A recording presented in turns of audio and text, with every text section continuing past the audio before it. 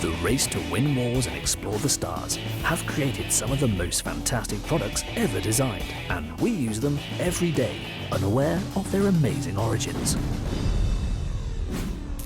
On Wicked Inventions. Auto-injectors, a life-saving solution originally developed to combat chemical warfare. Satellite TV, how the military space race brought us live television. Memory foam, developed for space but keeping us comfortable on Earth today. We reveal the amazing science and manufacture behind these wicked inventions.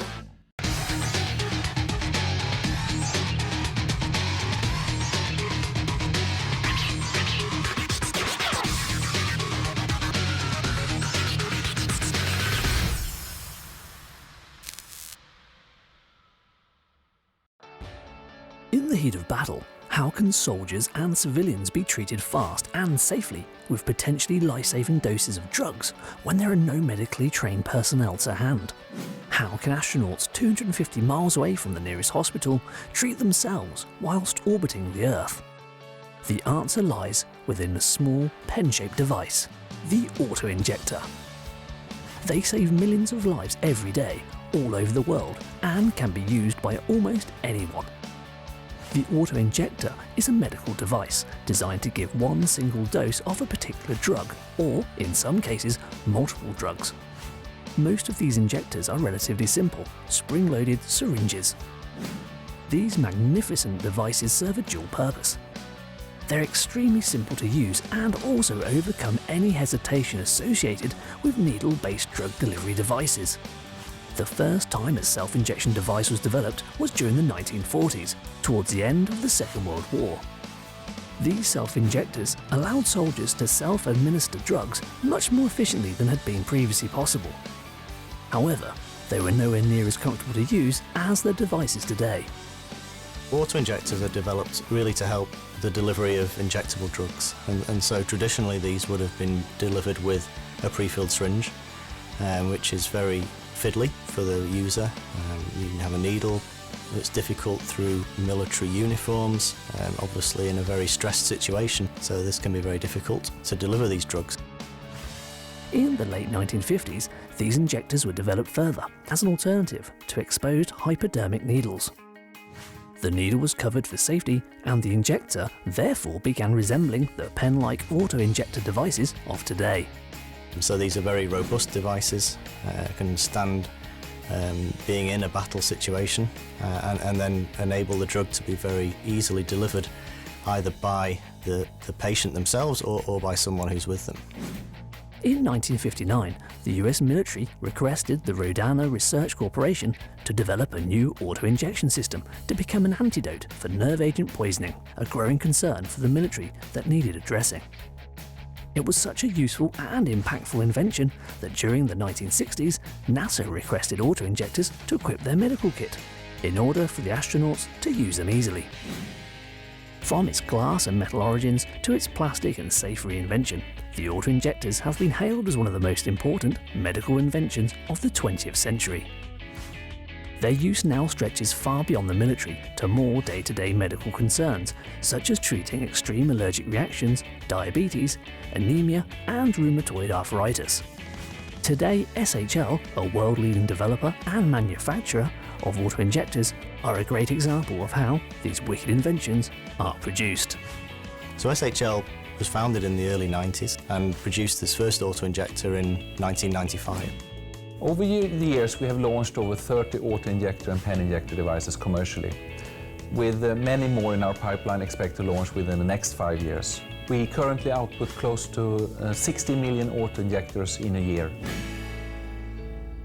The production of an auto-injector begins in Sweden with research and development, where a team of designers and engineers work together to design an injector that balances efficiency, ease of use, and safety for the user. This is then created in computer-aided design, or CAD software. So most auto-injectors look like a very typical pen. They have a cap, they often have a button at the rear end for activation, and they contain within them the glass syringe with a needle which contains the drug, and also usually some configuration of coil springs. They are a mechanical design, and then when the patient activates them, the springs then drive the syringe and the needle into the skin and then take care of the delivery of the formulation. Also, the devices need to take into account the patient and their needs. So we see many different varieties now in design of device to make better solutions so the patients can easily use them. Once the 3D modelling has been completed and the form of the device is verified, the production process moves to Taiwan. Injection moulds are built here that correspond to the new device's shape. For every part within the auto-injector, a different mould is required. Heavy, high alloy steel is shaped using techniques such as CNC machining, grinding and electrode milling to bring the mould close to its final dimension. These moulds are heat-treated to increase durability and then finished in processes such as cylindrical grinding and polishing that accurately create the 3D model shape to 1/1000th of a millimetre. After being assembled, these new moulds are then installed into an injection moulding machine. Here, raw plastic pellets are fed into a preheated barrel via a hopper, where they are melted, mixed and forced into the mould cavity. Here it then cools and hardens to the shape, size and configuration of this cavity. The advantage of using injection moulding to form the components of the auto-injector is that it is an extremely versatile process. Almost any shape of component can be created, dependent upon the mould and in high volume too. The newly moulded plastic parts are then lifted from the moulding machine by a robotic arm. It is time to assemble the product. The newly created plastic parts are sent to the assembly workers along with metal parts such as springs. A typical auto-injector can have anywhere from 10 to 20 plastic parts. Key metal components such as springs act as the main power source for the device mechanism, where other metal parts help to align and secure the plastic parts. All workers must be gowned in order to ensure a sterile working environment. The relevant components are placed into the assembly machine. A light signal then indicates the machine is ready to be activated, at which point the assembly worker presses 2 buttons simultaneously and the machine then automatically assembles the product. The next stage of the process is quality control. Operators collect test samples from the production line and bring them to the laboratory for testing and inspection. These tests must be extremely thorough to ensure safety for the user and eliminate the risk of the injector failing. Once the mechanical elements of the auto-injector have been assembled, they are then sent on to Florida, where the drug materials are added and assembly is completed. An operator prepares the machine and loads a nest of syringes onto it. He loads the front sub-assemblies into the machine, followed by the rear sub-assemblies. The machine then inspects the needle shield of the syringes. The injectors then go on to the final assembly and are ready for labelling, packing and shipping. The final product then emerges and the auto-injector is complete. The auto-injector, truly a wicked invention.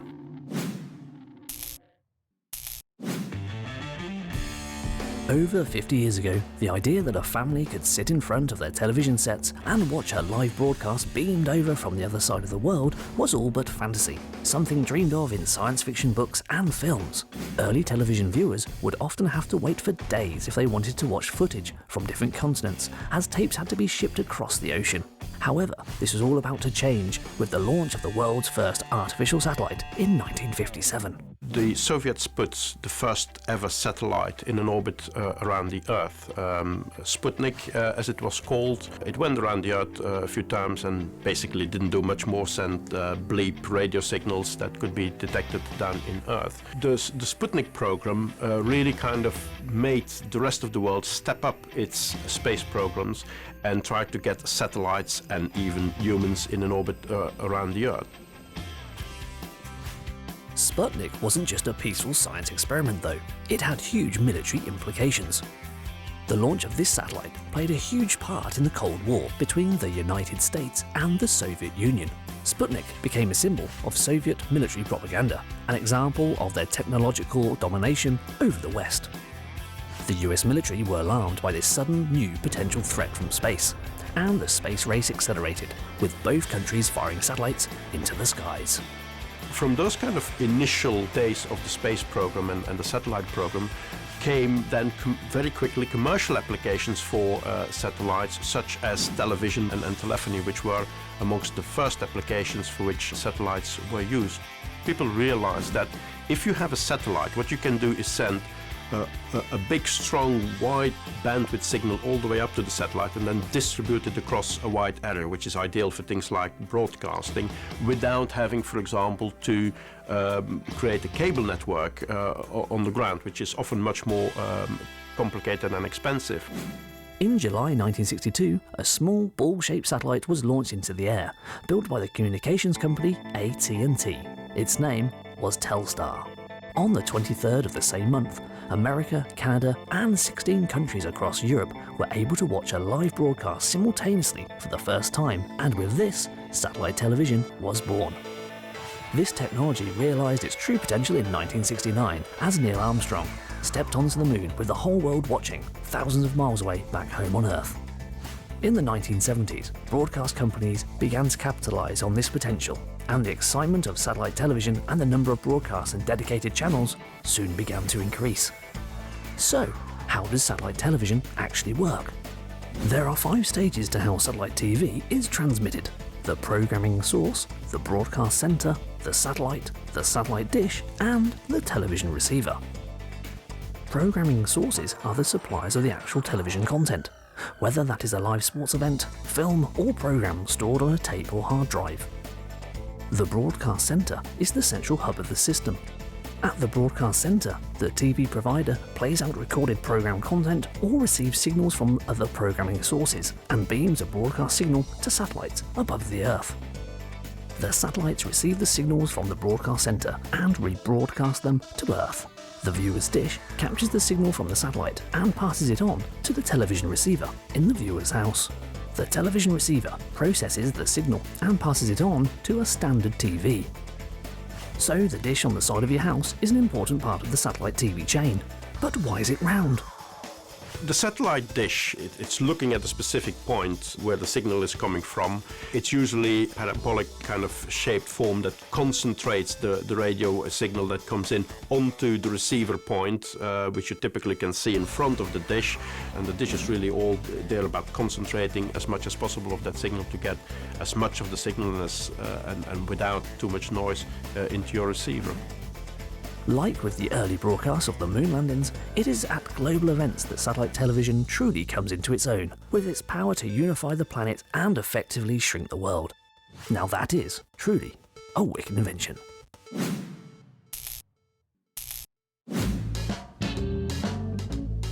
We've seen that satellites are needed to help transmit television signals around the world. But why?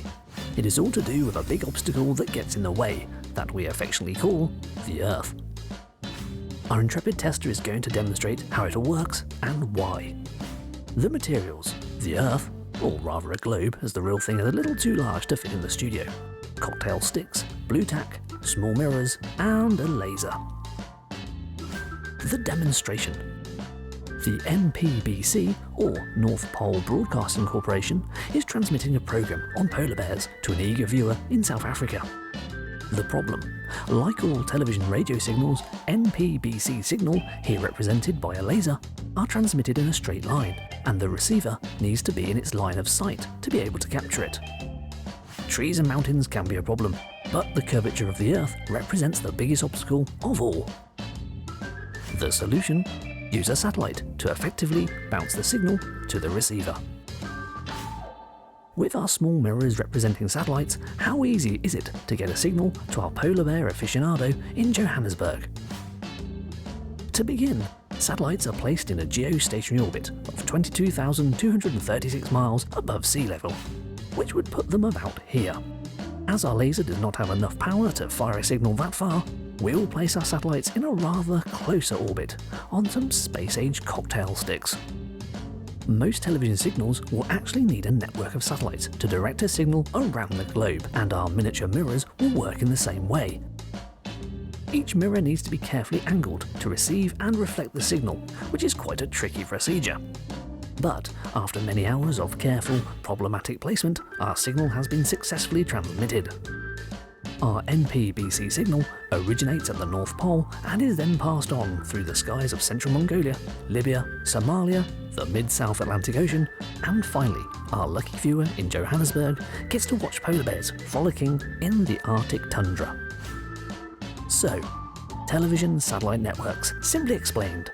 Well, kind of.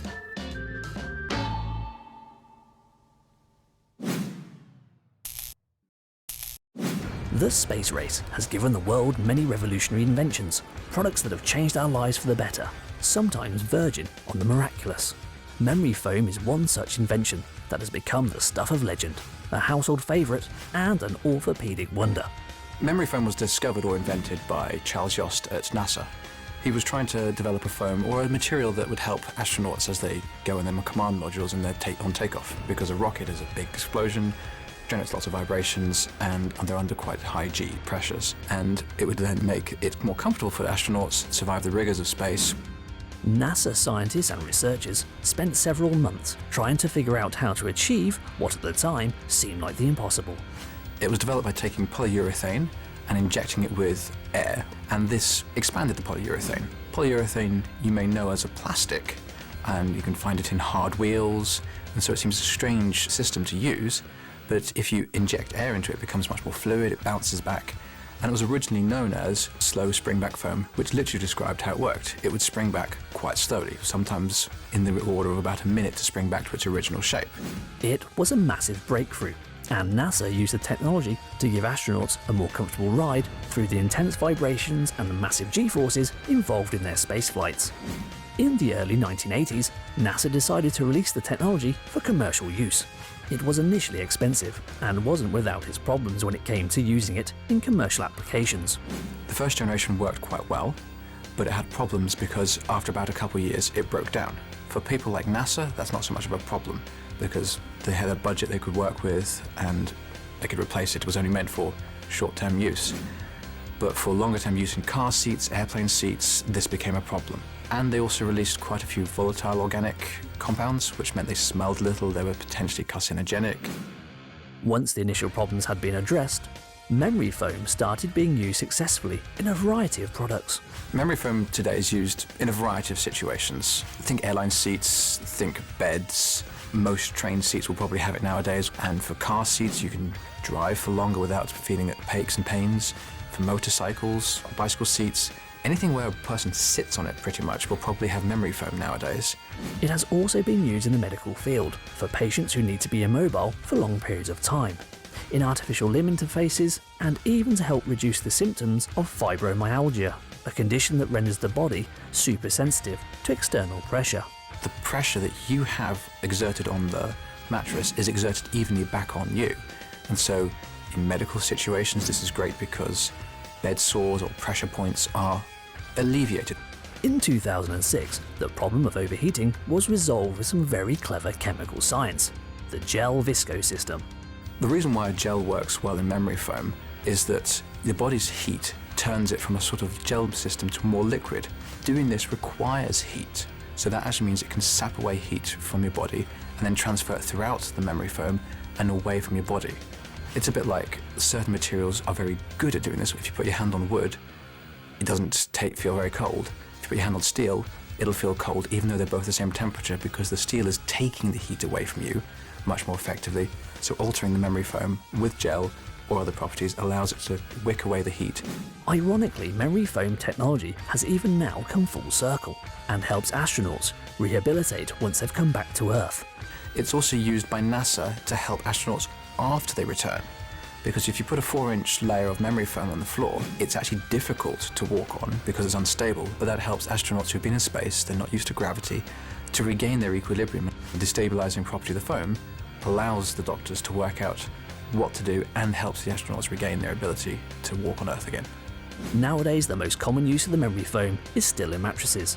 This space-age technology may have been developed with astronaut safety in mind, but now it gives millions of people a good night's sleep around the globe, making memory foam one of the most comfortable, wicked inventions. G&G are a memory foam products manufacturer based in Wakefield, England. G&G is an expert in foam technology. It manufactures mattresses for the retail sector as well as the medical sector. Memory foam is used in a variety of products and applications. Other parts of the business are the sports play and the sports foam. It's also been used for prosthetics, where you need your body to mould your artificial limb. So it's a multifaceted business in foam technology. The process starts with a delivery of memory foam, which comes in the form of a large block. The foam block is placed on a large slicing machine, ready for cutting down.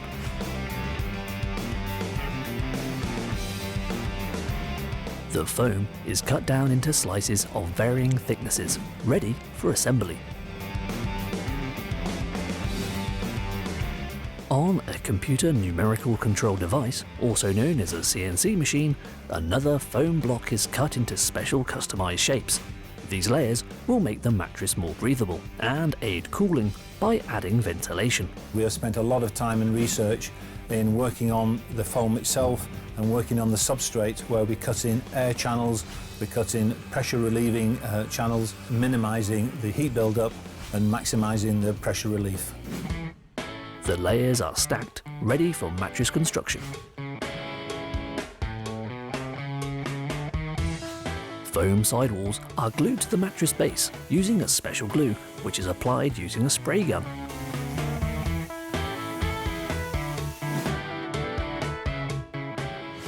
A structured core is inserted into the middle of the foam frame. It is cut into special shapes to provide stability, whilst also ventilating the mattress. What a lot of people don't probably appreciate, a memory foam mattress isn't made all of memory foam. Probably 50% maximum of the product is memory foam, because what you do need is memory foam on the top surface of your mattress, where it gives you the pressure relieving and the cradling effect, but underneath that you do need a firmer foam, otherwise you would just sink into the memory foam mattress like a big thick bowl of porridge. The edges of the foam mattress core are now trimmed down to the correct specified size, neatening off the finish. Now, the covers are applied to the mattress core. At this stage, the product goes through quality control check, ensuring the quality and size meets the specified standards. The mattress is then sent through a roll pack machine, where the mattress is compressed, rolled up tightly and sealed in a plastic package. The mattress is then labelled and given a final quality control check, before being packed in its transit wrap, ready for delivery. Memory foam has certainly helped us in everyday products. Sleeping on a memory foam mattress significantly improves your quality of sleep, and as you know, good quality sleep gives you a good quality of life. You wake up feeling refreshed, so that's one of the biggest developments in memory foam. So there you have it, the memory foam mattress, originally invented for astronauts by NASA, now providing a good night's sleep to millions.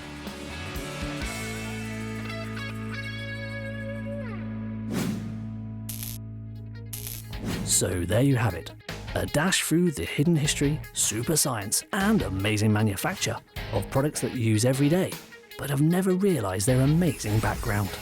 Auto injectors, satellite TV and memory foam, all wicked inventions.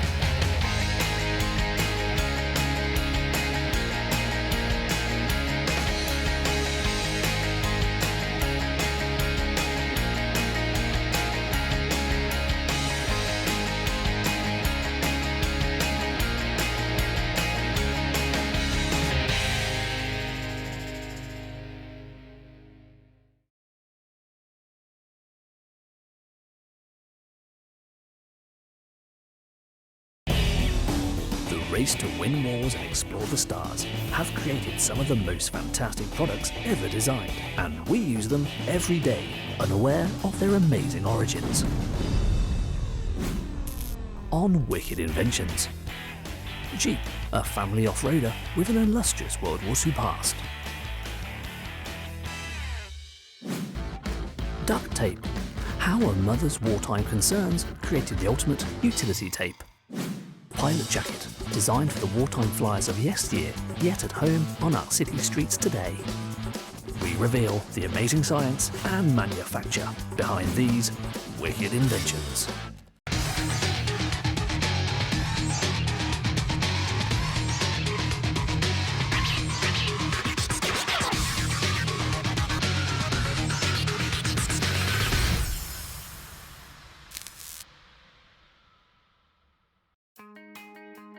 There aren't many things as exhilarating and exciting as off-road driving through mud, rough terrain and even water. And when it comes to off-road vehicles, the Jeep is an icon of its class, closely associated with freedom and adventure. Today, there are many models and variations of Jeep, but the Jeep car brand can trace its roots right back to World War II. The Jeep was born to be put to task in war and played a key part in the Allies' defence against Nazi Germany. As the reality that the United States would soon be joining the fight in Europe hit home, the US Army requested that vehicle manufacturers provided working prototypes for a four-wheel drive reconnaissance car that could survive the rigours of warfare. It was the car company American Bantam that rose to the challenge, with Detroit-born freelance designer Carl Probst producing blueprints for the vehicle in just 2 days, and he and his team had the hand-built prototype built in less than 2 months. The prototype was named the Bantam Reconnaissance Car, and with this, the long history of the Jeep had begun. To produce the huge number of these new vehicles that were required for the US war effort, the Army also recruited car companies Willis and Ford. They were asked to produce similar vehicles based on the prototype. This resulted in 3 new reconnaissance cars ready for battle. Each company produced their own version of the Willis design. 1,500 of each model were built and tested extensively before being sent off to every service of the US military. These sturdy, reliable vehicles were put to use for all manner of purposes, from cable laying, firefighting, field ambulances, and some were even adapted to run on railway tracks. Nearly 30% of all Jeeps were also supplied to Great Britain and the Soviet Red Army, making them a very familiar sight across Europe during World War II. For the first time, you could have a vehicle with not just powering the rear axle, also powering the front, so it could go over, as all 4 tyres, 4 wheels were actually in use at each time, could go over much more robust, rougher terrain to get the individuals around the battlefield more quickly. Today, the rugged little Jeep has evolved into sophisticated off-road models, such as the Patriot, which is made at FCA US's Belvedere Assembly Plant in Illinois, USA. The production of a Jeep begins with the stamping of a sheet of steel into all of the relevant body parts, such as the roof, the bonnets, and doors. These newly formed parts then move to the body shop. This is where each of these separate segments are brought together and welded into place. This starts with welding together the floor of the vehicle. The main component of the floor panel has a lot of structural steel welded onto it and is placed onto the underbody of the car. Once this is done, the side aperture assembly begins. The side apertures are the big side panels that fix onto the side of the car that have the door openings cut out of them.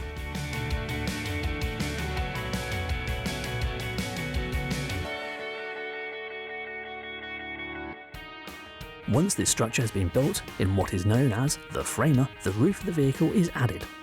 Our Jeep is now beginning to take shape. Next up, it's time to construct and add the closure panels.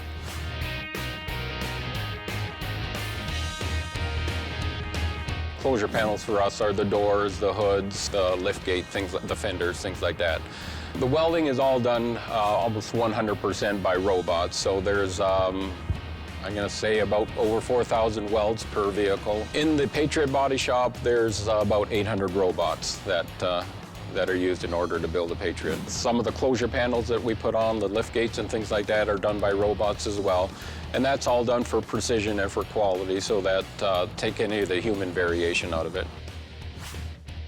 These closure panels, such as the hood or bonnet of the car and the doors, come in 2 separate panels, the inner and outer. The inner panel is a reinforced structure that gives the Jeep its sturdiness. These 2 panels are welded together by the many robots and also go through a hemming process that seals them before being added.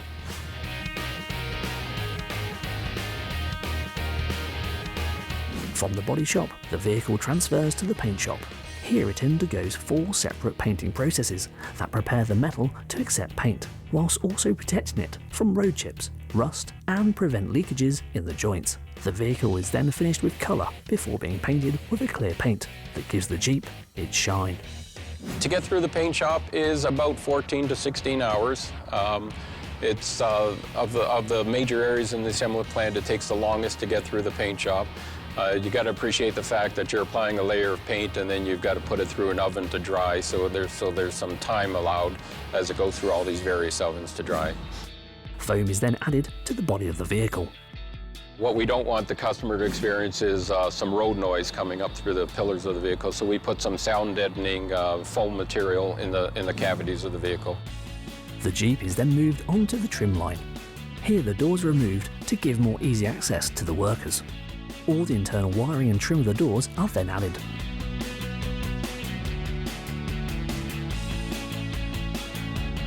We can't forget the addition of the all-important and world-famous Jeep logo. This is fitted with expert precision by the workers with the help of their trusty aligning tools that guide the badges into place. The vehicle moves down the line to have the roof trim fitted, containing all the relevant wires, fixtures and fittings. It is at this point that the specially designed and aptly named Happy Seat is used by the workers. Well, a little before my time, but how did the name Happy Seat come up? Once we installed it, operators were a lot happier. This seat allows the worker to effortlessly maneuver around the vehicle in an ergonomically advantageous position to best work on the roof trim. The dashboard unit is then fitted.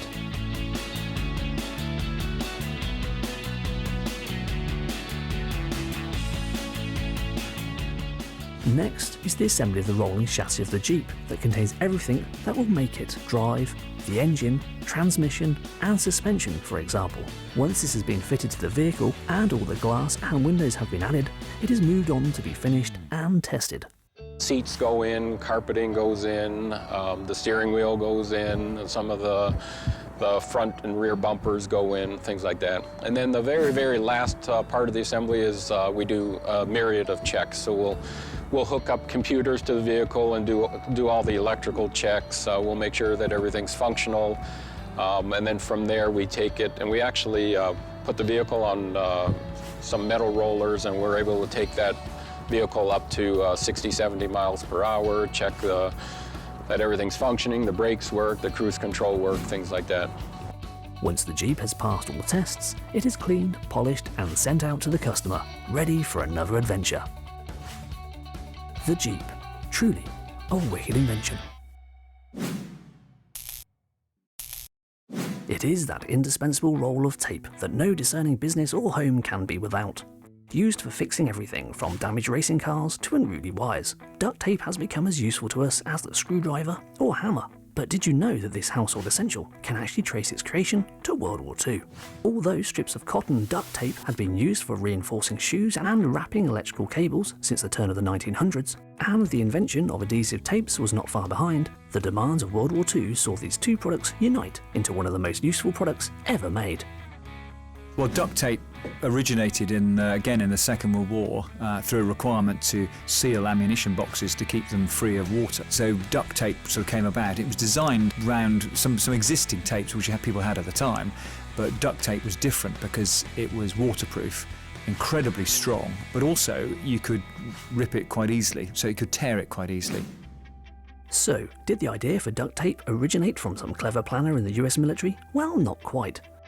Vesta Stout, a concerned mother of two young naval recruits, came up with the idea whilst working in an ammunition ordnance factory.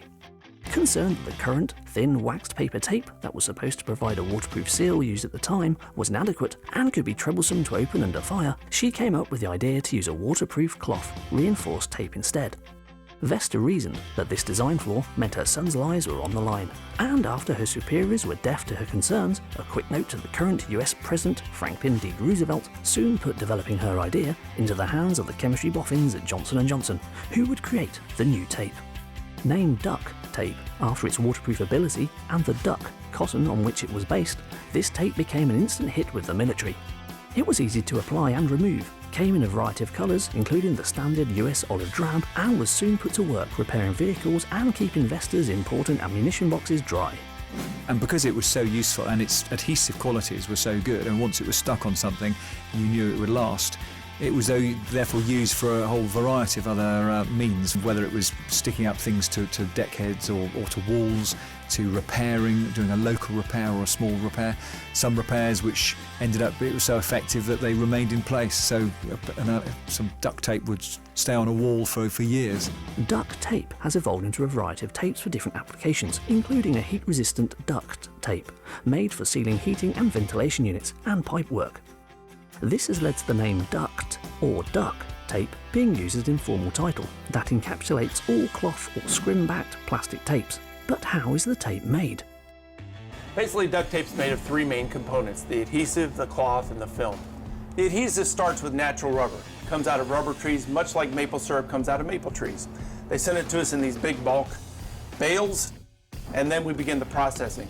The second component is the cloth, much like a medical gauze that you'd see in your house. That's what gives duct tape its strength. The third component then of duct tape is the waterproof backing, much like a poly tarp that you find around your house. It's made out of a base plastic.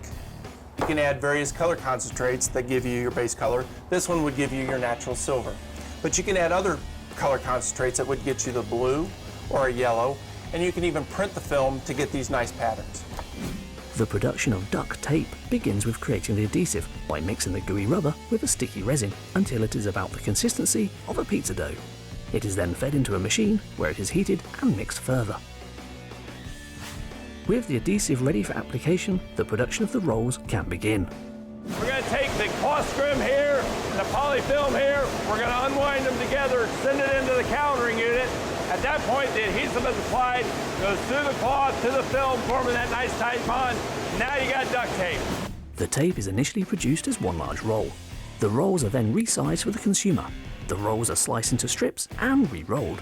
This is our converting operation. Now we're going to take that big roll of duct tape we saw earlier, and we're going to cut it down into rolls that you're used to seeing in the store. There's a lot of these slitter knives in there. They're turning at a high rate of speed, cutting the tape as it goes through the machine, and it winds up here. From there, it goes into our packaging unit. We're now at our packaging unit. This one, we're going to make a nice, pretty package for you to see in the store. The roll of tape comes onto our packaging unit, sleeve goes on top, goes into the oven, and you end up with a nice retail package. The tape is packaged and ready to be used by households across the globe. I mean, clearly, with so many great uses in the military, it's obvious that it would have fantastic use commercially and in many people's houses. And plumbers or various other craftsmen will use it all the time when they're going around. It's particularly useful like that. And so most houses have got at least a couple of bits of duct tape in their garage. Duct tape is a worldwide success, but its popularity isn't just constrained to the Earth. Since the Gemini space program of the early 1960s, NASA have included rolls of duct tape on every subsequent spaceflight. It has been used to repair the lunar rover, notably helped save the lives of the crew of Apollo 13 when it was used to modify carbon dioxide filters that were essential to their life support system. And the space connection doesn't just end there. Duct tape is so popular that it has been estimated that the amount sold every year would stretch to the moon or wrap around the Earth's equator over 12 times. Whether you call it duct or duck tape, Fester Stout's creation is truly a wicked invention.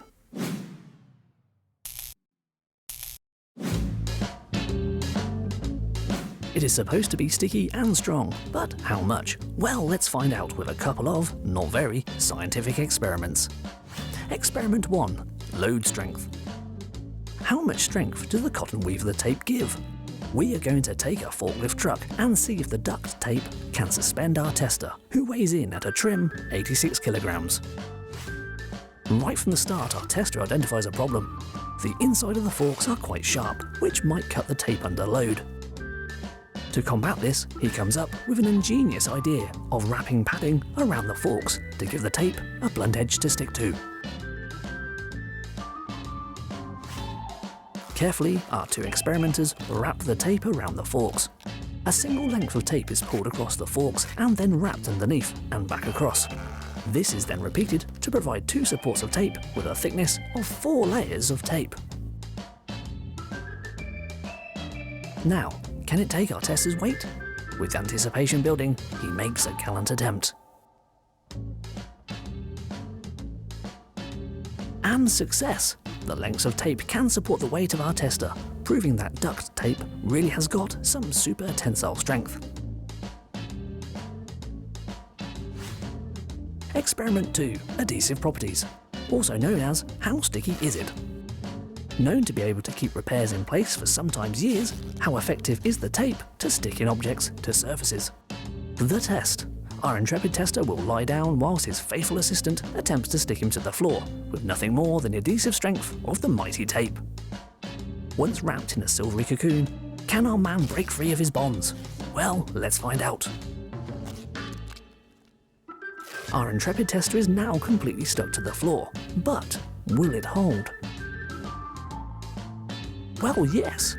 So it seems the tape has passed the adhesive tape test with flying colours. So, strong and sticky, duct tape really is a wicked invention.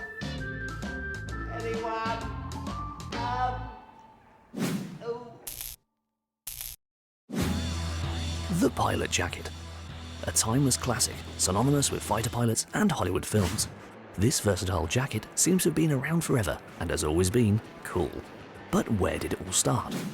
During the early 1900s, air travel was getting more and more advanced. But, as with most technologies, their advancement grew rapidly because of one thing: war. The reason you need these substantial flying jackets, you've got to go back to the First World War, when they weren't just a flying jacket. You had, first of all, your uniform that crossed over, so the fastening wasn't there, so the wind couldn't get in. And then you had your leather sheepskin trousers, and then the great big 3/4 length sheepskin coat. The first pilot jackets were insulated with shearling or fur fabrics, but in the 1920s and 30s, Leslie Irvin, who was the first producer of pilot jackets in the UK and who supplied most of the RAF during the Second World War, introduced a sheepskin collar to his designs.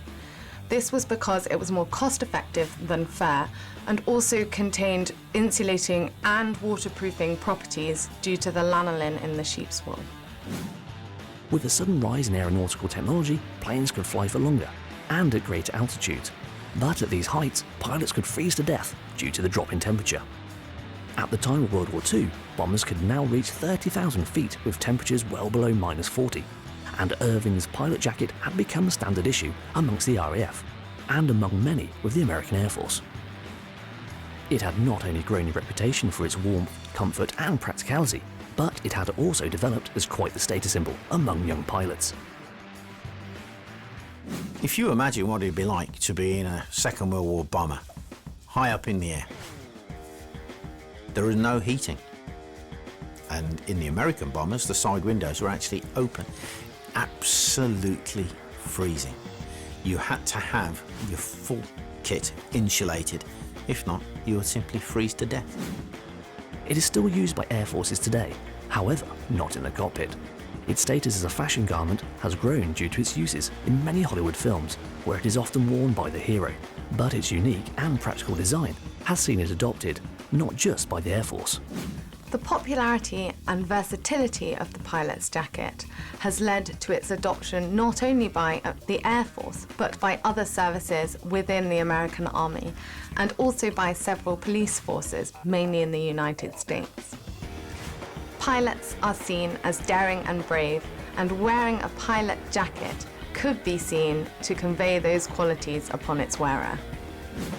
British-based company Oxford Blue offer a new, innovative design based on this timeless classic. Oxford Blue was started in the early 60s by my grandfather, and I'm the third generation in the family business. Over the 40+ years that we've been going for, the company has changed from being a manufacturer to a manufacturing base as well as a brand label and making for other companies as well. The process starts with pre-designed patterns for the pilot jacket. These are laid out and arranged so that all the materials used for the jacket can be cut to these patterns before reaching the workshop. Once the materials have been cut, they reach the workshop where workers can start to meticulously stitch the garment together. Work begins on the main inner labels of the jacket being stitched into place first. Production then begins on the pockets, where all the various components such as the lining, strips and pocket bags have already been cut to size and shape. The pocket bags are sewn to the strips the strips to the lining, and then the lining to the main outer garment. From there it is over to a machine that is finishing the sleeves and elbow patches of the jacket. The elbow patches are sewn with 2 seams and then sewn into the sleeve. The D-string buckles are made from 2 small strips of material sewn together. They are then folded through a metal ring and sewn again onto a larger strip of material. These will be added to the jacket later. The pilot jacket is now starting to take shape as the zips are ready to be added. First, strips of the outer material are attached to the garment. Then the zips are sewed in and integrated with the jacket on both sides. Once the outer parts such as pockets and zips are completed, the garment is hemmed at the bottom to seal it, and the inner lining is finally stitched and integrated with the main outer material.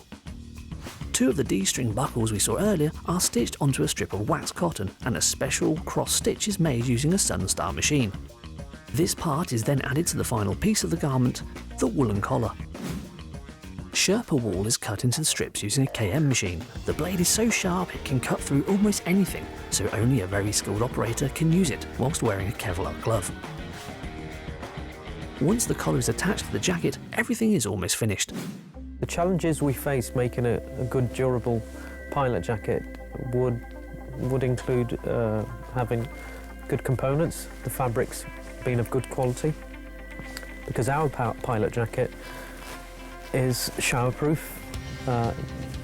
Basically the fabric is waxed cotton, which is locally sourced.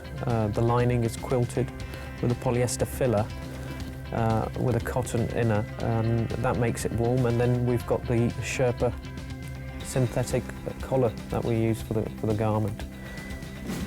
The inner lining is married to the outer. The zips, pockets and collar have been stitched into place. Now it's over to quality control, where the jacket gets a full inspection.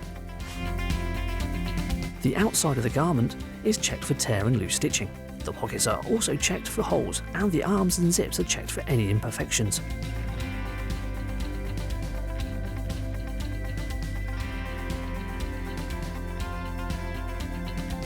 Once cleared, one side of the press studs are added using an AB part machine. Then the second side of studs are added using a CD machine, now completing the garment. The finished pilot jacket is given another quality check before the various labels and tags are added. It is then folded, bagged and packed, ready for delivery. The pilot jacket, truly a wicked invention.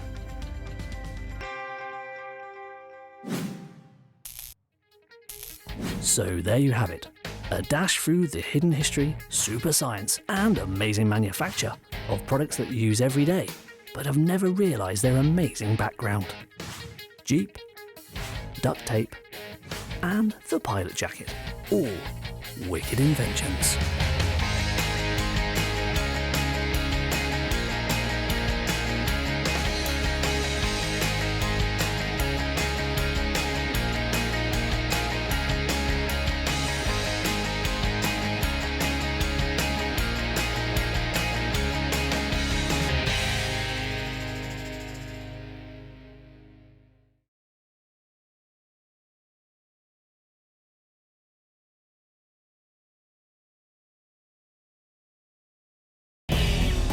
The race to win wars and explore the stars have created some of the most fantastic products ever designed, and we use them every day, unaware of their amazing origins.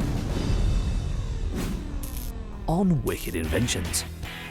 High heels, the ultimate feminine shoe that was originally invented for men.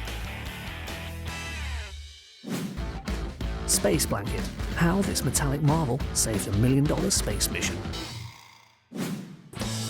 Cans, why you need to thank Napoleon Bonaparte for your tinned food. We reveal the amazing science and manufacture behind these wicked inventions.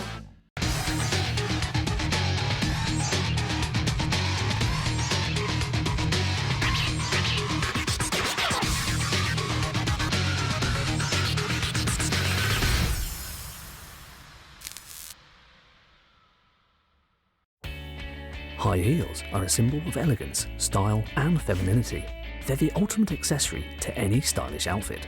Did you know, though, that their history could not be further from the catwalks and dinner parties of today, and that they were actually once a tool of war?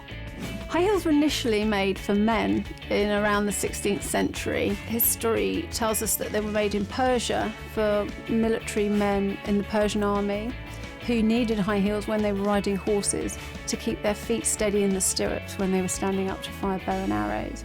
When messengers and diplomats of Persia and the Ottoman Empire began journeying to Europe, their distinctive footwear soon became a talking point. Wealthy aristocrats saw the Persian diplomats wearing these high heels and really liked them and thought they sort of made them look virile and masculine. As well as this, despite the difficulties in walking in high heels, these new shoes also provided something of a practical use. The streets of 16th century Europe were not a pretty sight. Dirt and human waste littered roads and pavements, and high heels were a perfect way to literally rise above this filth. The obvious added height that high heels gave to the wearer were also a big attraction. Back in 16th century England, King Henry VIII was recognised for his towering stature and stood at over 6 foot tall. Men wanting to mimic this powerful image in order to affirm their status in society adopted high heels. Even 2 centuries later, high heels were just as big, if not an even bigger symbol of power than ever. Louis XIV was often seen wearing lavish high-heeled shoes in a bid to compensate for his lack of natural height. He specifically wore high-heeled shoes with red soles and allowed his closest allies to do so. But what about women wearing high heels? Women in heels coincided with the overall unisex approach to fashion in the 17th century. Aristocratic women would often adopt traditionally masculine fashions and behaviours, such as smoking pipes, cutting their hair and adding epaulets to their outfits. Wearing high heels became an extension of this trend. However, as the Age of Enlightenment gained full traction, where scholars and philosophers would encourage intellectual reasoning and an emphasis on education over traditional aristocratic privilege, men's fashion became more practical and the elaborate heels began to shrink. It wasn't until the late 19th century that high heels were in vogue again. The invention of photography began to transform fashion and the female self-image. Photographers soon realised that high heels complemented and accentuated the female figure. Through the following decades into the 20th century, heels would come and go. Some incarnations would even briefly find their way back into men's fashion, such as cowboy boots and the Beatle boot made famous by the Beatles. But it was in women's fashion that they would find their home.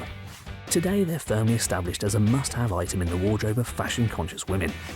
Most modern high street high-heeled shoes are produced using machine-based techniques. However, some bespoke shoemakers still prefer the care and attention that only hand-making shoes can provide. One such company is Sargasso & Gray. Sargasso & Gray is a British shoe company based in London. We were established in 2012 and we started trading in 2014. So, what's the advantage of hand-making shoes? You get a finer quality pair of shoes because you've got a lot more attention to detail. The first step in creating these shoes is to cut the upper and lining. Using a shoe pattern and a sharp shoe knife, the leather is carefully hand-cut around the pattern. After this, a skiving machine is set up according to the thickness of the leather. The edges of the material are then fed into the skiving machine and skived, or in simpler terms, thinned out. You use a skiving machine which just thins the edges of the leather, and that enables them to be easily folded over and stitched when you stitch them to the inner lining of the shoe. As the leather itself is quite floppy and lacks sturdiness, a backing material must be added to it. This is done by placing a material such as cotton onto the leather, and then, using a glue, the material is ironed on at a temperature of around 70 degrees so that the material fixes to the leather, ensuring it is now stiff enough to hold its shape as a shoe.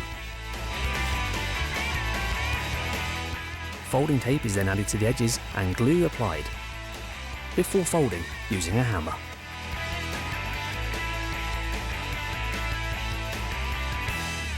Using a sewing machine, the top line or outer part of the shoe is stitched to the inner lining, otherwise known as the trim. Once this is done, any excess material of the inner lining is trimmed away. The lining is then separated from the upper of the shoe and a pocket is created.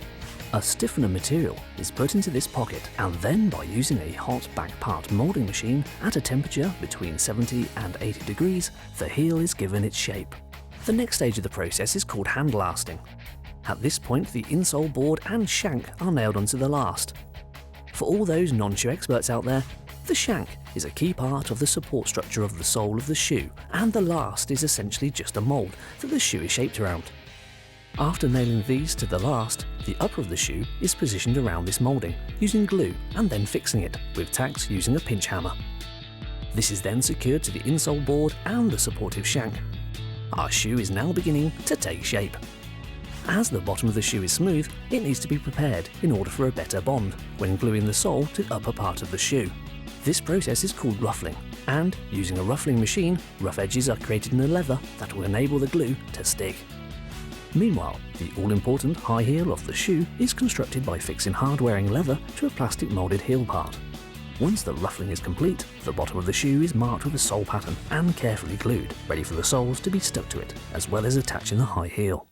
To ensure a good, durable shoe, once the sole has been stuck by hand, the shoe is then put under a hydraulic shoe press for 5 minutes and then left overnight for the glue to properly dry and set. The next day, nails are hammered into the heel part of the shoe, and then the shoe is taken from the last before firmly securing the heel by screwing it to the heel shank. The insole of the shoe, or sock, might need a logo stamping to it, or a label stitched to it at this point. So, depending on which, the sock is put into a stamping machine, or otherwise, the label is hand-stitched.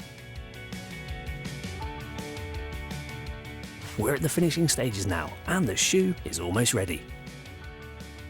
The sock is stuck inside the shoe, which is then gently heated or ironed in order to remove imperfections such as dents and creases in the leather. And the final step is if there's any glue spots or any marks, you just get a cloth or some special wipes and then very, very gently just clean around the shoe to remove any residual marks. Once the shoes have been given a final clean and polish, they're carefully boxed up. And voila! We have our luxury high-heeled shoe, ready to add glamour to the feet of its owner. Now that's one stylish, wicked invention. The space blanket. These shiny sheets have today become a familiar sight as they are worn by exhausted runners finishing marathons. But these metal marvels have actually been an essential tool for NASA since the 1960s. It is commonly believed that space is a cold, dark void, but that is not really the whole story. As space is a vacuum, it doesn't actually have a temperature itself. But objects placed in it can be cold or hot, depending on their distance and exposure to the sun. There are 3 main ways of transferring heat down here on Earth. Conduction, direct contact from one object to another. Think of a teaspoon warming up when it is left in a cup of hot coffee. Convection, the transfer of heat through air, as you would find with a radiator warming a room. And radiation, where light and heat energy are emitted from a source, a light bulb for example.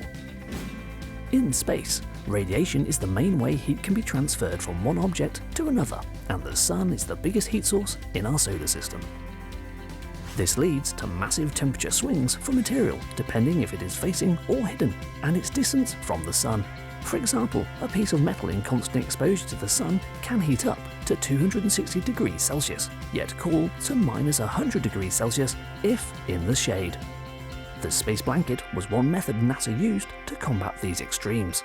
Space blankets date back to the late 50s, early 60s, when NASA was dealing with the problem that a spacecraft in space is either in very bright sunlight or in the dark. And so the electronics inside, for example, or the people, could get very, very hot. And they solved this problem by finding a way of depositing gold or silver on a very, very thin plastic blanket. In space, a space blanket works by radiating the incoming solar radiation back out again because of the reflecting gold or silver surfaces. And many people will have seen this covering the bottom half of the Apollo lunar module and giving it its famous gold foil appearance.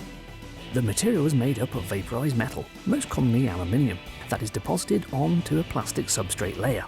This means the blanket is very light, flexible, strong, and has excellent reflective properties, which reflect infrared rays that can cause heating. The blanket's importance to NASA was most memorably demonstrated in 1973, when its use saved the Skylab missions. On launch, one of the main solar panel arrays and a micrometeorite shield that was to protect the space station were damaged. The result was that Skylab only ever had one panel deployed, when it was supposed to have 2.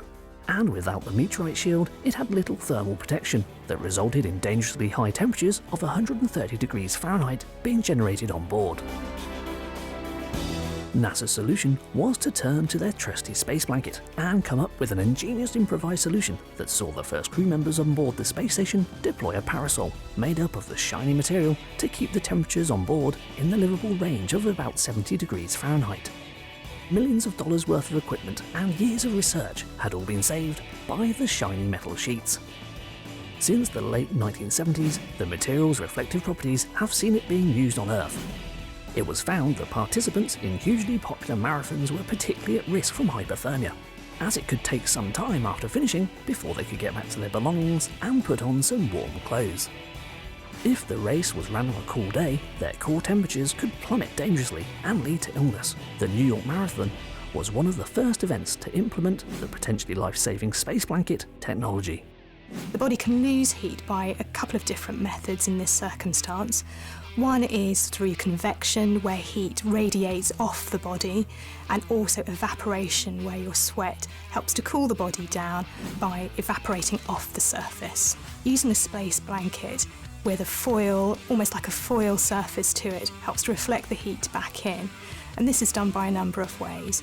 One is to reduce the heat loss. This will reduce the amount of warm air coming off your body, and also from the wind taking some of this warm air away. You would be using it almost like an inside-out basis, where you're trying to retain the heat next to the body so that the loss isn't so great. So in reality, the space blanket's the perfect solution because it's durable and flexible, very lightweight, and now ambulances will carry them all folded up, easy to use and store for use in emergency situations.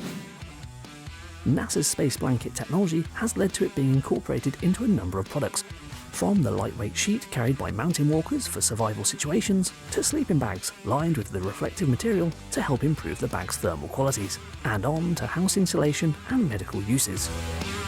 The space blanket is truly a wicked invention. We've seen how the reflective properties of a space blanket can help keep an object cool by repelling the sun's rays, but can we do the opposite? Can we warm something up? In fact, maybe even cook it, just by using the power of the sun and a piece of reflective foil? Yes, we can. Our intrepid tester is feeling a little peckish, but luckily he has some leftover pizza. Unfortunately, he likes his pizza warm. Never fear, we can construct a solar-powered oven made from the pizza box. The materials: a pizza box, aluminium foil, clear adhesive tape, heavy-duty food wrap, black construction paper, craft knife, scissors, and a ruler. To begin, draw a square on top of your pizza box lid. Cut along 3 sides of the square to create a flap. Tape a sheet of aluminium foil to the underside of your flap you have just created. This will reflect the sun's rays into the box. Create a window over the hole left in the pizza box lid by covering it with the plastic wrap and taping down. Make sure it has an airtight seal and repeat on the underside of the box to create a double-sided window. This will help keep the heated air trapped in the box. Line the inside of the pizza box with aluminium foil. As black material absorbs heat, line the bottom of the pizza box with the black construction paper. Your oven is now ready to start cooking. Midday is the perfect time for cooking as the sun is directly overhead and is providing its maximum heat. Our tester places his perfect piece of pizza in the box and securely shuts the lid, making sure no air can escape. Our tester angles the foil flap to direct the sun rays into the box, where it heats the trapped air inside. The longer the time, the more the air will heat until the pizza starts cooking. It may be the definition of slow cooking, but 45 minutes later, the pizza is piping hot and ready to eat. Yummy steaming pizza, and just cooked by the power of the sun and our reflective foil.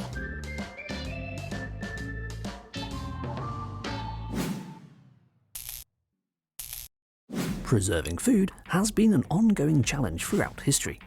The struggle to make seasonal produce available during the whole year and in a transportable form has led to many culinary innovations over the centuries, including pickling, salting, drying, and even jellying.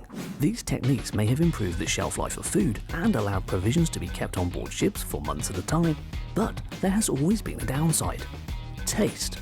If you're away on a ship for months on months on end, eating nothing but pickled pork and salt cod, you're going to have a very sodium-rich, relatively bland diet, so you get fed up quite quickly.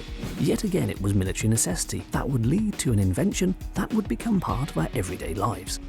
A simple metal container that revolutionised the food industry: the tin can. It was the French military innovator Napoleon Bonaparte who wanted to end the logistical nightmare of supplying fresh food to thousands of men on campaign that led to the invention of the humble can. Napoleon Bonaparte was obsessed with being able to provide his troops with the right foods as they marched and conquered their way across Europe. And he opened up a kind of competition, a trial, to find a way of preserving foods which didn't involve the previous ways, which were always air drying, salt drying, alternatively a very laborious way of having to take a butcher on campaign with you, or to sea with fresh flocks of sheep and cows and stuff. They always occupied a lot of space, never tasted as good. So he wanted to find a way where he could get that food, process it and keep it, and then distribute it through the troops. With 12,000 francs on offer to the best solution to Napoleon's problem, a confectioner and brewer named Nicolas Appert scooped the prize money in 1810 with a technique that had taken 15 years to perfect. Appert placed foodstuffs such as vegetables and dairy products inside sealed glass jars and immersed them in boiling water. This pasteurizing process killed most of the microorganisms that caused the food to rot. The result was food that would last just as long as some of the traditional preserving methods, but taste a great deal better. Indeed, Appert's method was so successful and so simple that it was soon copied and improved upon. By 1813, British businessmen Brian Donking and John Hall were supplying the British Army with food preserved using Appert's technique, but now they were using tin cans instead of glass jars. The great thing about cans is they're lightweight, they're easy to produce, although at the time it wasn't, and they can be heated up to high temperatures, unlike the glass jars. The British completely embraced it. Food for the first time could be freshly produced and sent around the world without fear of spoiling or damage, but even other things, medical supplies, drinks. It really opened up a whole new chapter and closed that door to some degree on the previous techniques of salting, preserving, dry curing, brining and pickling. The popularity of canned foods only increased as the British Empire grew around the globe. From the 1800s to the present day, from military operations to domestic cooking, all have come to appreciate the usefulness of the tin can, even if the can opener arrived 40 years too late in 1855. Before the can opener was invented, people used a chisel and a hammer to smash their way into the can.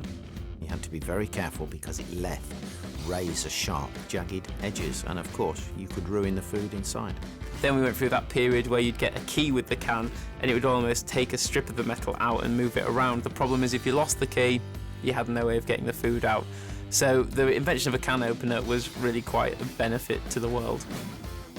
The tin can, truly a wicked invention. William Say have been manufacturing cans from their factory in London since 1930.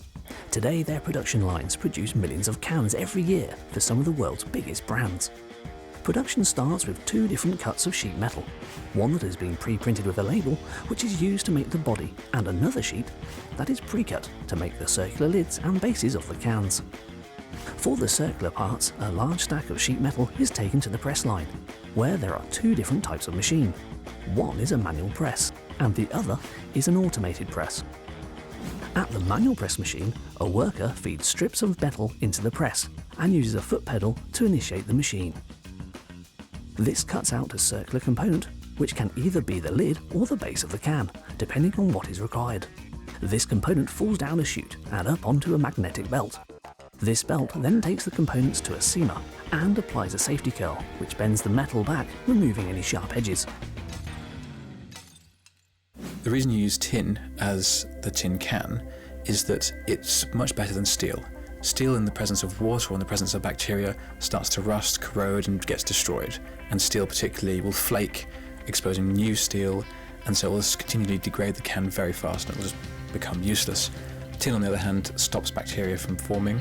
It also acts as a coat that doesn't break down if it is slightly reacted, and so it provides a nice sealed system that doesn't destroy itself with the contact of the food inside it. At the automatic press machine, it is essentially doing the same job as a manual press, but is able to feed itself, make the cuts into the metal, release the component, and dispose of the excess. This machine can operate at a much quicker rate. It also has interchangeable tools that can be changed depending on the product that is required. For the body of the can, the pre-printed sheets of metal are put through a guillotine machine. For safety reasons, this machine loads itself and is able to cut and separate the sheet of metal into strips. The fresh strips are taken to the production line, where they are fed into the body former. One by one, these strips are fed to the former and bent around a mandrel by forming wings. The sides are crimped and given a perfect seal by a large hammer which rises from underneath the mandrel and completes the forming of the can's body. The can is then picked up by magnetic belts, which takes them to a seaming machine. Modern day cans are not made out of purely tin. This is because of cost. What we now make them out of is steel coated with tin, because the tin provides the antibacterial properties, whereas the steel provides the structural properties. And both processes of coating with tin and producing steel are well known and well understood, and very easy to continue with the manufacturing processes while keeping food cheap. Here a flange, which is a type of rim, is attached to the top of the can. The base is also fitted and seamed into place, completing the can's production. The cans are gathered onto pallets and taken to be boxed, along with the lids, which will not be fitted until each can has been filled with its various different types of products.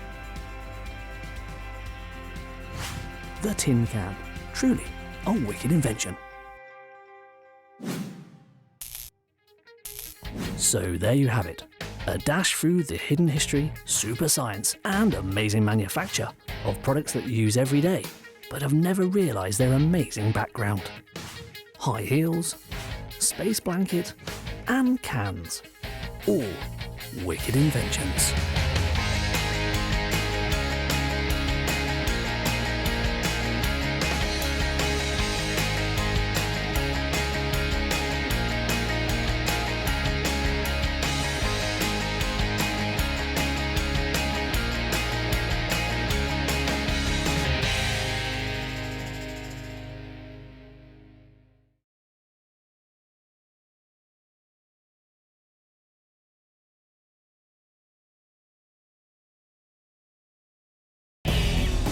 The race to win wars and explore the stars have created some of the most fantastic products ever designed, and we use them every day, unaware of their amazing origins.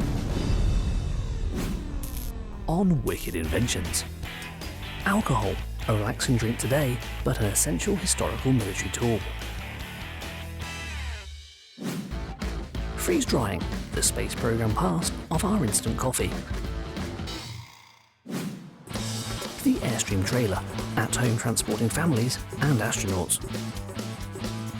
We reveal the amazing science and manufacture behind these wicked inventions.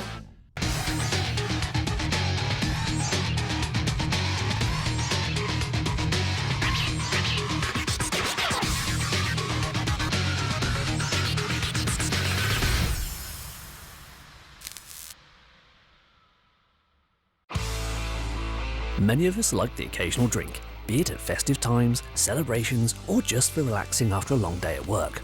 But did you know that alcohol has many different uses other than drinking, and it has a strong connection to the military? You don't have to go too far back, when there was no such thing as anaesthetic. If you were a soldier wounded at the Battle of Waterloo 200 years ago, or Trafalgar with splinters through your leg, they're going to take that leg off. They're going to give you rum, the ancient anaesthetic, alcohol. They're going to get you as drunk can be. And they're going to have to take that leg off in seconds. So alcohol has been used for many different things in medicine over time. From the earliest times it was used for anaesthetics, also help clean wounds perhaps because it would break up some bacterial cells, for the soldiers in wartime, but also perhaps for a bit of Dutch courage at the same time. Alcohol, in its purest form, is called ethanol, which is the byproduct of fermentation. Fermentation is the reaction of yeast with sugars in foods. Wine and cider come from fermented fruit, while beer and spirits come from fermented barley and rye. Many countries have a national drink. The UK is known for its beer, Russia has vodka, and Italy is famous for grappa. Grappa is a liqueur made from the pulp left over from the winemaking process. So when they've squeezed all the husks and all the grapes and they've got all this stuff left over, it's a further fermentation of this. They get a lot of sugar out of that, but then a lot of alcohol. So it's a very, very alcoholic liqueur, but a very nice flavour, a little bit like raisin, deep grape, quite sweet as well. Grappa has been around since 1600 AD, and the Nardini family have been producing grappa in their distillery since 1779 in the ancient town of Bassano del Grappa. Most of the culture have their own distillate. So, for example, we find vodka in Russia, we find tequila in Mexico, rum in the Caribbean. In Italy, because of the very tail end of the farming community was the grape harvest, grappa just makes sense to be the Italian national spirit. Nardini start production of their grappa at their Monastia distillery near Treviso. Made from grape pomace, that's the skins, pulp, seeds and stems to you and me, the production of grappa is quite a long and precise process. The pomace is kept in a large, airtight storage area that holds up to 16,000 quintals of pomace, a quintal being a historical measuring unit that is still used in Europe. To us, 1 quintal is equivalent to 100 kilograms, so 16,000 quintals is almost 1,600 tons. The pomace is stored from anywhere between 15 days and 5 months, until the fermentation process has turned the grape sugars into alcohol. 80% of our grape pomace consists of red grapes, mainly Cabernet Sauvignon and Merlot, while the remaining 20% they're made out of white grapes. And what's local here is Pinot Bianco and Friulano. During the distilling process, approximately 900 quintals, or 9,000 kilograms, of pomace is taken to a dealkalizer. Tipper trucks continuously load pomace into a silo. From there it is gently fed into the cone-shaped dealkalizer via a conveyor belt. Steam rises through the pomace, causing a volatile reaction which strips the pomace of its alcohol and creates an alcoholic vapour. This vapour passes through a condenser tube, where it cools and turns the vapour back into a liquid called phlegm, that has an alcoholic content of 18%. Now, the steam distillation had a big effect, and it was a very positive introduction in the industry due to the fact that they were able to keep a constant temperature, and therefore the quality of the product was much more constant. The phlegm is collected into tanks and the alcohol level checked. It is then sent to the distillation columns. As alcohol has a lower boiling point than water, the aim of this process is to separate the alcohol from the phlegm by the introduction of heat. Nardini use 3 large columns to distill their grappa. The first is 7 meters high and is comprised of layers that are divided by perforated plates. Powered by steam at the base, each of these sections has a different temperature, starting at 102 degrees Celsius at the bottom and cooling to 78.5 degrees up at the top. This allows the phlegm to continually condense and vaporize as it passes up the column, which results in an intense and highly concentrated alcoholic vapor emerging from the top. This process is called rectification. The liquid then passes through to the smaller column 2, where it is further rectified with only 60% of this liquid making it to the final column. Here, a type of alcohol called methanol is removed by vaporization, as it will impair the grappa's flavour if left in. The remaining grappa then returns to column 2 again for further rectification before it can be sent to the collection silos. The production of grappa isn't the only export from the factory. The dealkalized pomace is collected and placed onto a conveyor belt and put through a rotary drum dryer. The pomace is dried at temperatures of 150 degrees for 10 minutes. Once dry, the pomace leaves the drum dryer and passes through a separator, which separates the remaining seeds and skin from the pomace from the conveyor belts into 2 separate silos. The seeds are then sent away to produce grapeseed oil, and the skins are sent away and ground into flour for animal feed. We operate with 2 distilleries, one in Monastir, where we utilize a column distillation technique, and here in Bassano with a traditional still, a pot still. What we do right now, we take the outcome of the grappa produced in Bassano, the outcome of the grappa produced in Monastir, and we blend it together to create a single blend, which is the base for all of our grappa products. The second Nardini distillery at Bassano houses the company's laboratory, where the grappa is scientifically checked and blended to produce the best tasting product.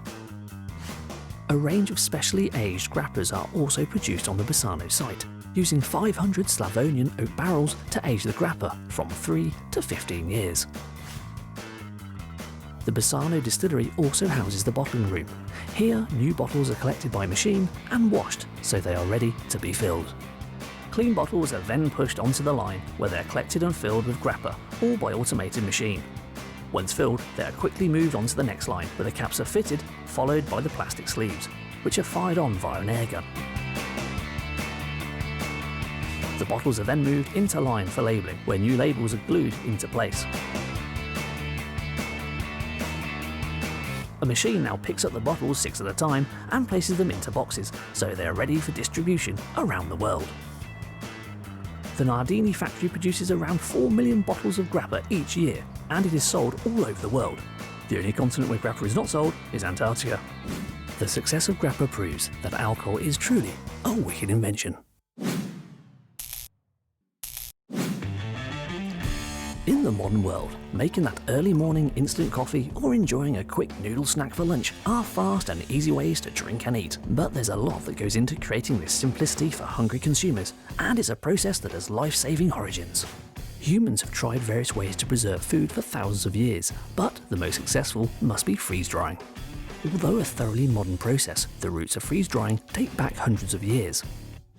The ancient Peruvian Incas stored their potatoes and other crops at the top of mountains in order to preserve them. What the Incas didn't realise was that they were essentially freeze-drying their crop by removing water through a combination of severe cold and the change of atmospheric pressure high in the mountains. A scientific process called sublimation. If you look at water, water has 3 phases. It has the gas phase, it has the liquid phase, and it has the solid phase. We know these as steam, water and ice. If you change the pressure and change the temperature, that's when you go directly from one to another of, say, a solid to a gas directly without going through a liquid phase. That is the process of sublimation. They might not have understood the science, but the Incas appreciated the results of this sublimation, with the moisture in the potatoes being drawn off and leaving behind a long-lasting dried food. But it was in the 20th century that the greatest advancements in freeze-drying would be seen. Surprisingly, we have World War II to thank for the technology that would lead to the food products we're all familiar with today. Freeze-drying originally was developed in World War II. At the time, Britain needed lots of medical supplies from the US, so serums had to be transported across the Atlantic in the safest, stable possible way. Of course, they don't have advanced refrigeration techniques in shipping as we do today, so another way had to be found because all these serums would have melted or spoilt on the voyage across. So they worked out that if you freeze something completely and then extract the moisture from it, it's taken out any agent internally which could corrupt. So originally it was used predominantly in medical supplies. By carefully freezing blood plasma and penicillin, scientists had unlocked a way of transporting perishable goods to the battlefields of Europe and beyond. And once the war had ended, food producers started to catch on to the advantages of using freeze-drying to remove water from their products.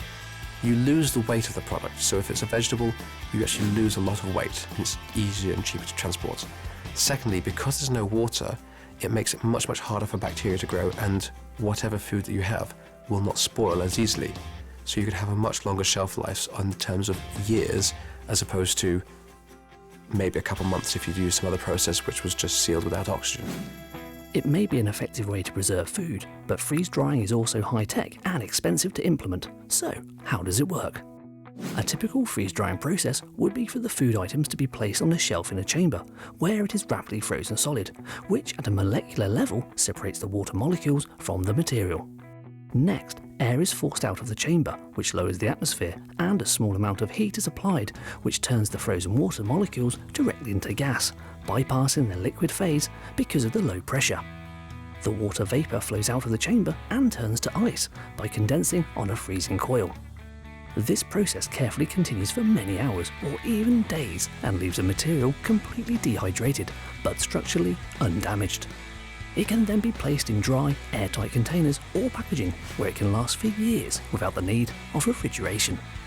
Today we freeze-dry quite a lot of things, even things you'll find in a supermarket. I mean, when you buy boxes of, cereals with freeze-dried fruit into there, we can freeze-dry meat, we can freeze-dry ice cream. Freeze-drying ice cream is really popular, isn't it, with the astronaut program? NASA claim they can freeze-dry pretty much anything, so you can really freeze-dry anything which has moisture or water internally in it. Much in the same way that perishable supplies need to be transported across the Atlantic in the 1940s, NASA needed to find a way to transport food into space that wouldn't spoil during the long-duration Apollo space missions. Freeze-drying was an obvious choice for them and resulted in the now famous space ice cream.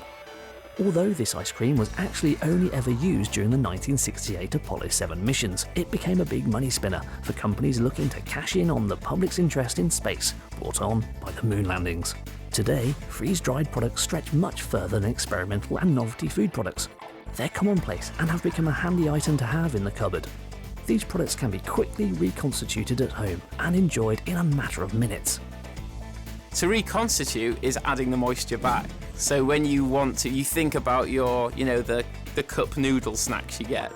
All of that is freeze-dried. The noodles, the peas, the chicken, everything is freeze-dried. As soon as you add that water back to it instantaneously, it just brings it back to life. It's the same as coffee. When you add water to freeze-dried coffee, immediately you've got a coffee drink. It just brings it all back to life. You just need a bit of warm water. Whether you're the type to enjoy a freeze-dried snack or not, remember the life-saving technology that gave you this amazing preserving technique. Freeze-drying is truly a wicked invention.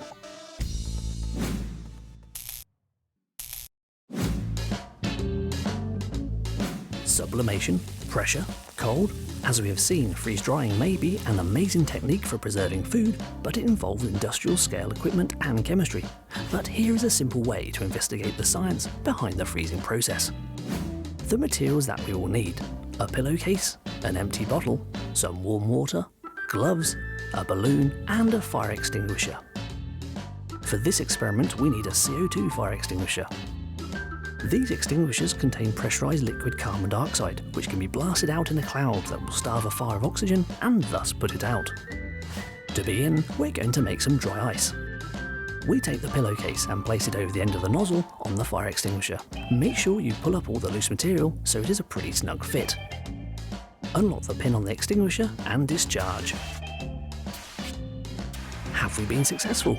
Yes, we have. In the bottom of the bag is some dry ice, which is at a bone-chilling -78 degrees Celsius.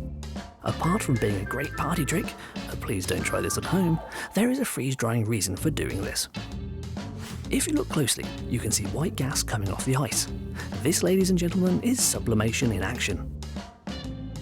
The lumps of carbon dioxide ice are melting, but because of the temperature and atmospheric pressure, the CO2 turns straight from a solid into a gas, bypassing the liquid phase.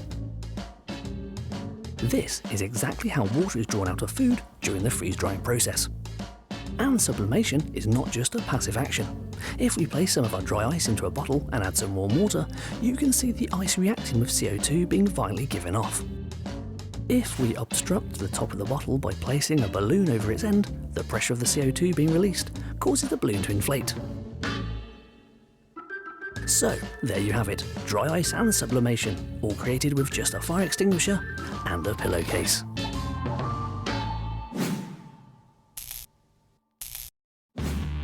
Luxury travel, military operations and the space program all have a few things in common, but only one has its own group of civilian enthusiasts all over the world.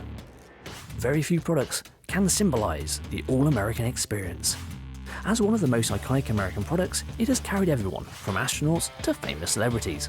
It is the one and only Airstream trailer. The Airstream is a brand of luxury travel trailer characterized by its unique shape of rounded aluminium bodies. It all began with WWII, who was a qualified lawyer from Los Angeles. He began building his own trailers in his backyard in the 1920s. The history of Airstream basically starts in 1931 with Wally Byam, who got his start by actually selling plans for how to build your own camper from an ad that he placed in the back of Popular Mechanics magazine. From there, he actually started building trailers in his backyard, and soon after moved into a shop, and 84 or so years later, as they say, the rest is history. Here we are.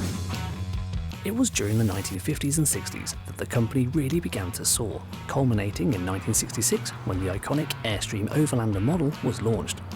The Overlander's popularity was cemented when NASA recognized its practicality and adopted the trailer into their space program.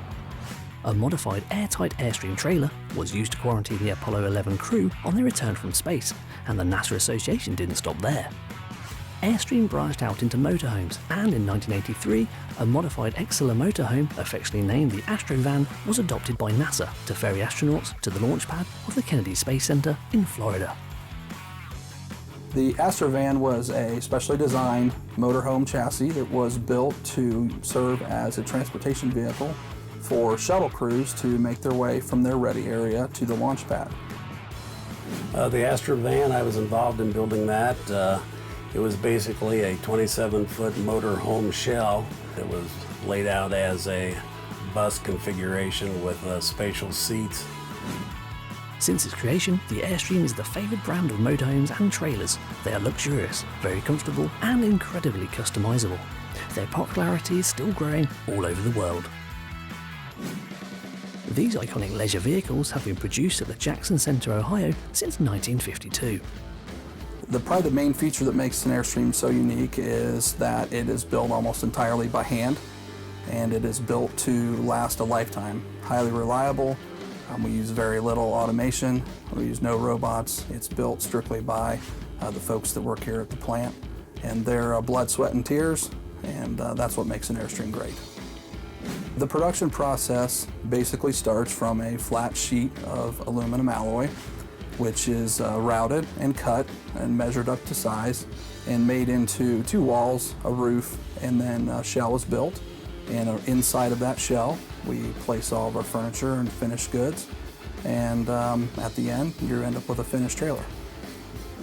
The first sheets of aluminium are cut and drilled using CNC machines before being riveted to an aluminium rib cage to become a wall.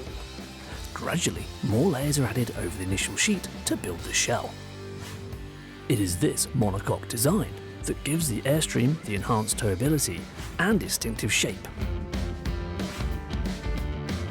Along with fitting the lights and windows, the two end shells of the Airstream are created by having multiple segments riveted together to create the iconic curved shape and low centre of gravity that sets it out from its rivals.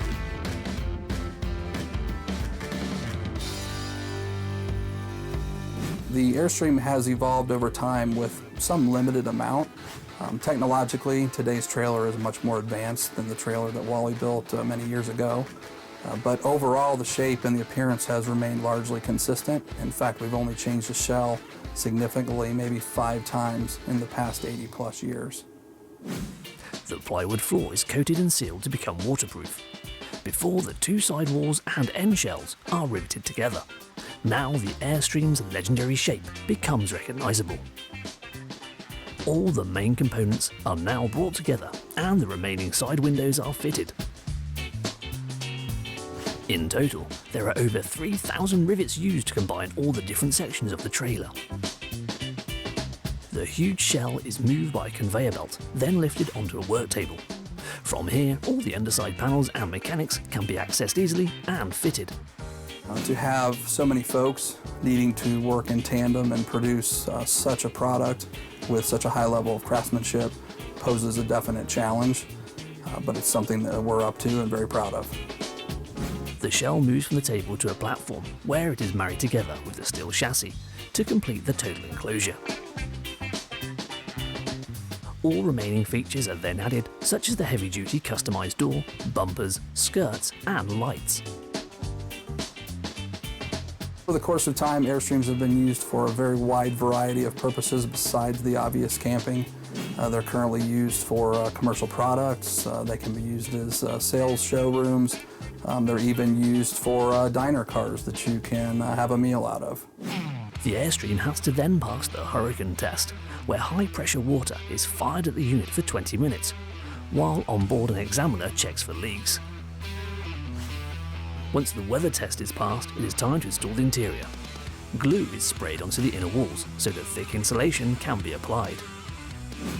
The interior skin is then fitted over the insulation, the floors are sanded, and all the remaining units for the living area, kitchen and bedrooms are fitted by hand.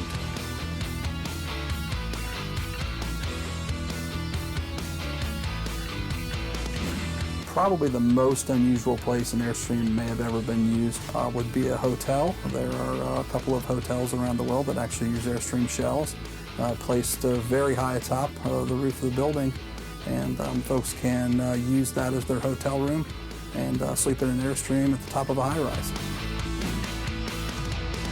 Once completed, the Airstream has to pass vigorous inspection tests to make sure everything is in perfect working order before shipping. To me, what makes an Airstream is the shiny silver bullet. It's instantly recognizable.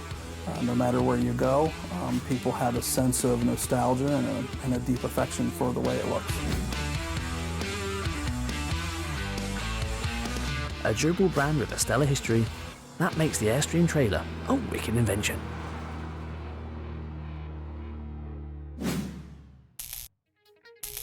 So there you have it, a dash through the hidden history, super science and amazing manufacture of products that you use every day, but have never realised their amazing background. Alcohol, freeze drying, and the Airstream trailer, all wicked inventions.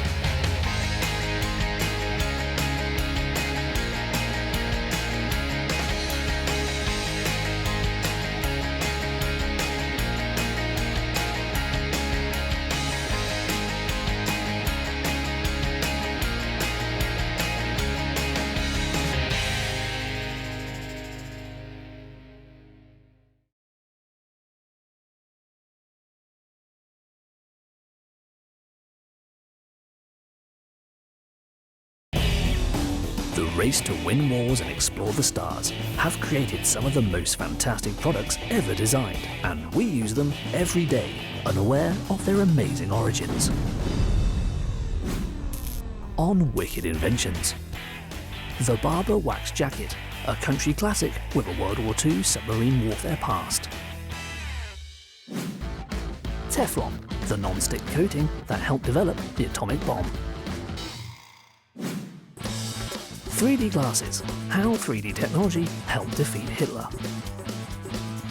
We reveal the amazing science and manufacture behind these wicked inventions.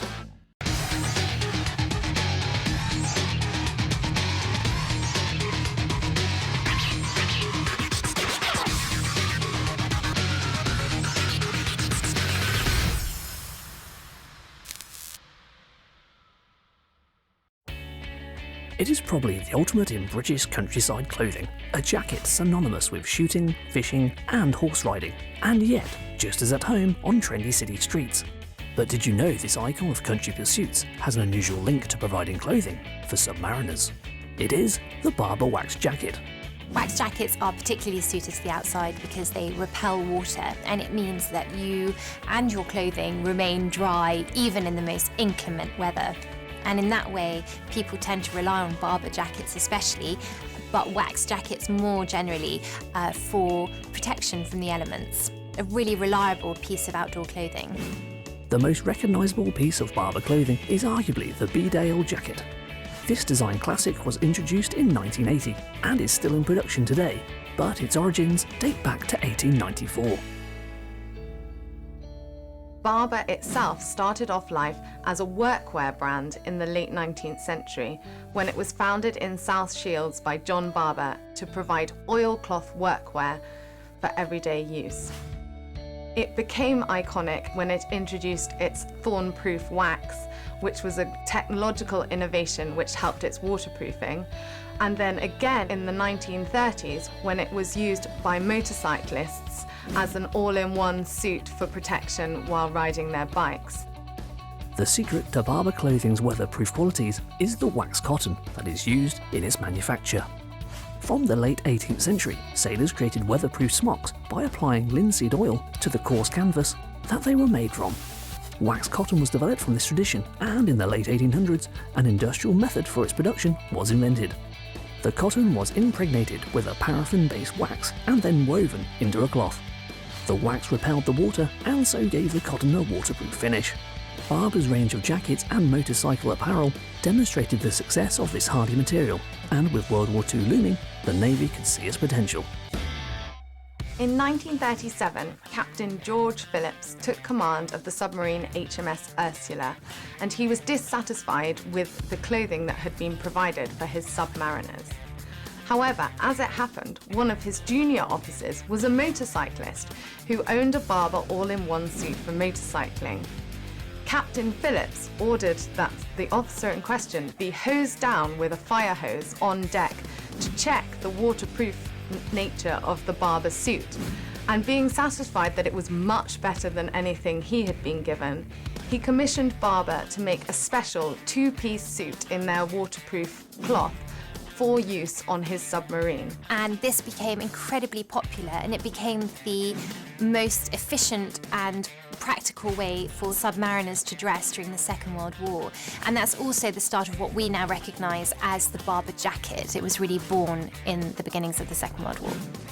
Today, Barbour continued the production of their jackets in their spiritual home of the South Shields in the northeast of England.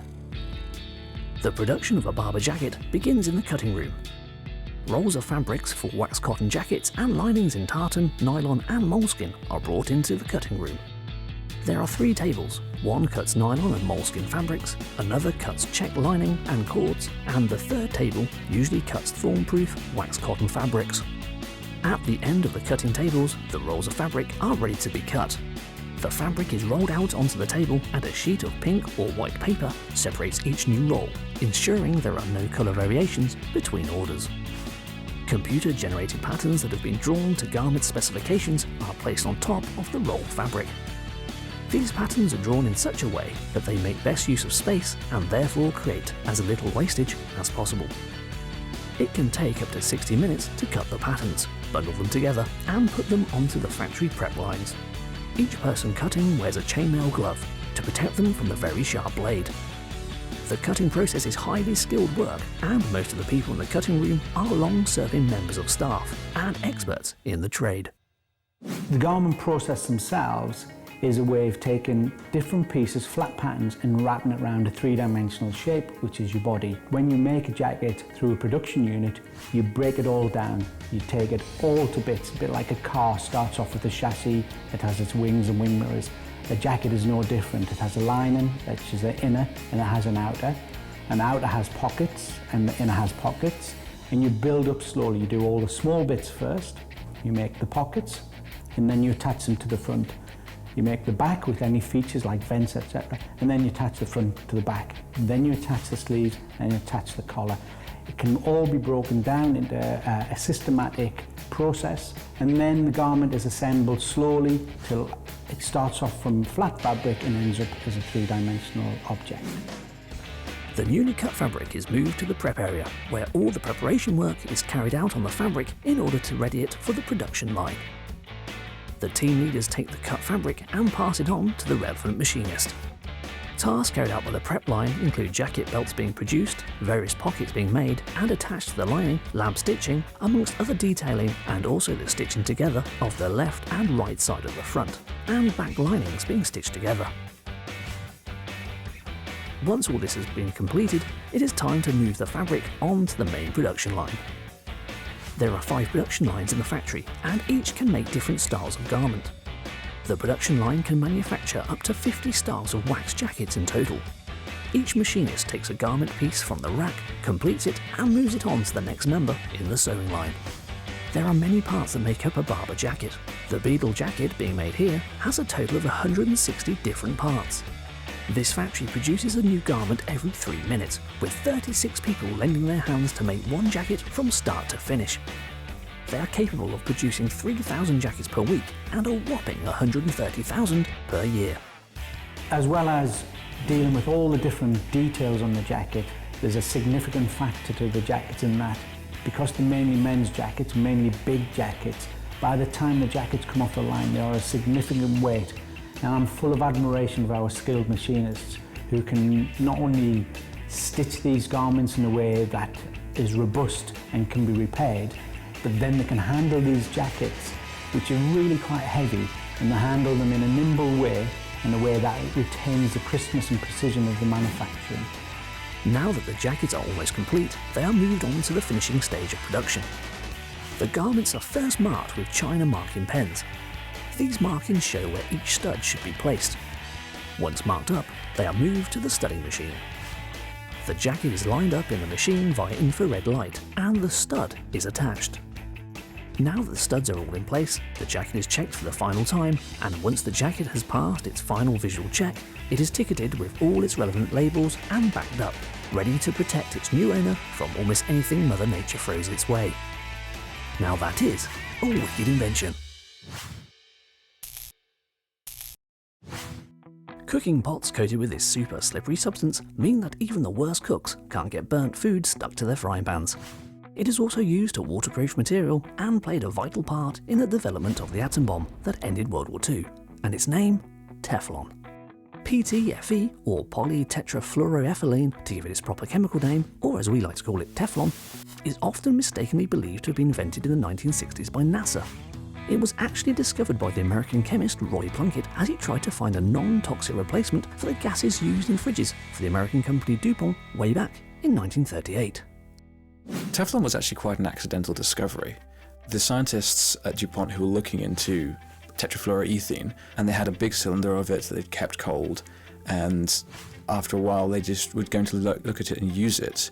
And the problem they had was they opened the cylinder, tried to get the gas out, and nothing came out. And then they weighed the cylinder and said, this has the right amount of stuff, but we don't actually have any pressure from it. This is weird. Now, violating all normal health and safety laws that we have nowadays, they took the cylinder, cut it open to try to work out what was going on inside. And at the bottom, they found a white, waxy substance that was polytetrafluoroethene. This fantastic new substance was found to be extremely slippery, non-corrosive, chemically stable, and possessed an extremely high melting point. Plunkett discovered it had been created due to the tetrafluoroethylene gas coming into contact with the iron from a slightly rusty valve, which had acted as a catalyst and resulted in the creation of the waxy polytetrafluoroethylene resin found at the bottom of the cylinder. The patent for PTFE was registered in 1941, and before coating non-stick pans was actually used as an important part of the American Manhattan Project to create the atomic bombs that would end World War II. Teflon was used in making the nuclear bomb because what you needed to do was separate out the types of uranium from the radioactive one which you wanted to use for the bomb and the non-radioactive systems. And in order to do that, you have to process uranium as a gas in uranium hexafluoride. And the problem with uranium hexafluoride is it's very reactive. If you coat the walls of all the systems you're using to do the separation with Teflon, then you don't have that reacting and produce reactive substances. You can just transport the gas as you need to and then process it later to make the material for the bomb. After the war-ending bombing of the Japanese cities of Hiroshima and Nagasaki, DuPont trademarked PTFE as Teflon, but it would be another chance discovery that would lead to the creation of the Teflon-coated non-stick pan. A French engineer who'd worked for DuPont had brought some of this Teflon because you can kind of spread it on things, and he'd actually taken it and put it on his fishing rod, and he'd found that when he put it on his fishing rod, the tackle, the bait, it didn't snag, it didn't get caught up. And his wife thought this was quite amazing, and she said, you know, why don't you apply it to a pan? So he brushed her pans with the Teflon, and lo and behold, you had the non-stick pan, which was a great alleviation to millions of housewives and cooks across the world. And that French engineer, Marc Gregoire, would go on to create the Tefal non-stick saucepans that, from 1956, started saving cooks' blushes the world over. We may simply call Teflon-coated pans non-stick, but PTFE's slippery ability is actually down to a few different scientific reasons. To begin, Teflon molecules are comprised of carbon and fluorine atoms that are so tightly bonded that additional molecules from other substances, for example food, cannot react even when heated and bond or stick to the Teflon. Another contributing factor to Teflon's slippiness, the weakness of the van der Waals forces inside it. Van der Waals are adhesive forces that create friction between two substances and can be imagined as lots of tiny claws trying to grip materials together. The difference in adhesive strength between the materials can be demonstrated using water. As a water droplet falls down a piece of glass, it is hesitant and leaves a residue as the adhesive forces of water and glass act upon it. If a droplet of water is moved around a non-stick pan, the adhesive force of the Teflon is so weak that the weight of the droplet pulls itself easily across the surface, leaving a dry path in its wake.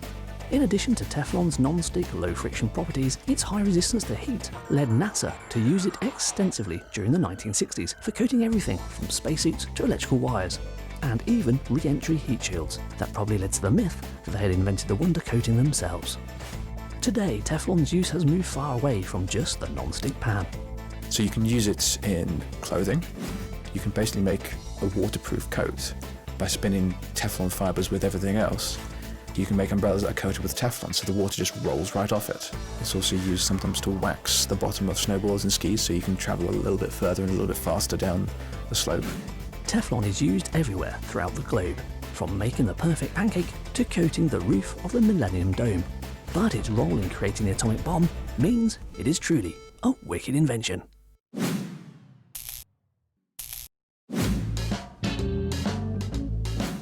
Teflon is one of the few substances known to man that is so slippy even insects cannot get a grip on it. Another of its properties is that it is hydrophobic, which literally means it repels water. In nature, this can be seen on hydrophobic plants. Water droplets will form balls and just run off these plants' leaves. This is because the leaves are made up of hydrophobic molecules, meaning that they simply cannot dissolve in water. Our intrepid tester wants to put this hydrophobic effect to the test. For this experiment, you will need 2 pieces of tissue paper, a shiny piece of Perspex, super hydrophobic spray, and water, which is blue. Why is it always blue? Now everything's set, let's do something with that super hydrophobic spray. The intrepid tester takes one of the pieces of tissue and places it in his extra special spraying booth, otherwise known as a cardboard box, and covers the tissue entirely in the hydrophobic spray. So now we have an untreated piece of tissue on our left, and on the right we have our specially sprayed, newly created super hydrophobic tissue. How are they going to react with the water? Let's find out. Our tester first pours a small amount of water onto the untreated tissue, and it instantly absorbs. What a mess. But what happens with the treated tissue? You guessed it, that tissue just will not absorb the water. That's real-life hydrophobic action right there before your very eyes. Just like those hydrophobic leaves in nature, the hydrophobic molecules in the spray are non-polar, meaning they do not carry a charge between their atoms. Because of this, there is no way in which the atoms can interact with the negative polar charge between the atoms in the water. Never quite satisfied, our very thorough tester has another experiment up his sleeve, this time with that Perspex. He takes some duct tape and covers up a square in the centre of the Perspex. He then takes the amazing super hydrophobic spray back to his special booth and covers the Perspex in it. Back in the lab, our tester peels away the duct tape, revealing a square in the centre that hasn't been treated with the spray. He then takes his trusty blue water and pours it onto the untreated section of the Perspex. Would you look at that?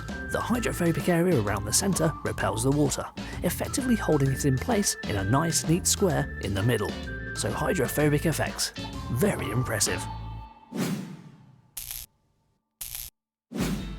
This technology has redefined the cinema experience, presenting filmmakers with a third dimension of storytelling possibilities.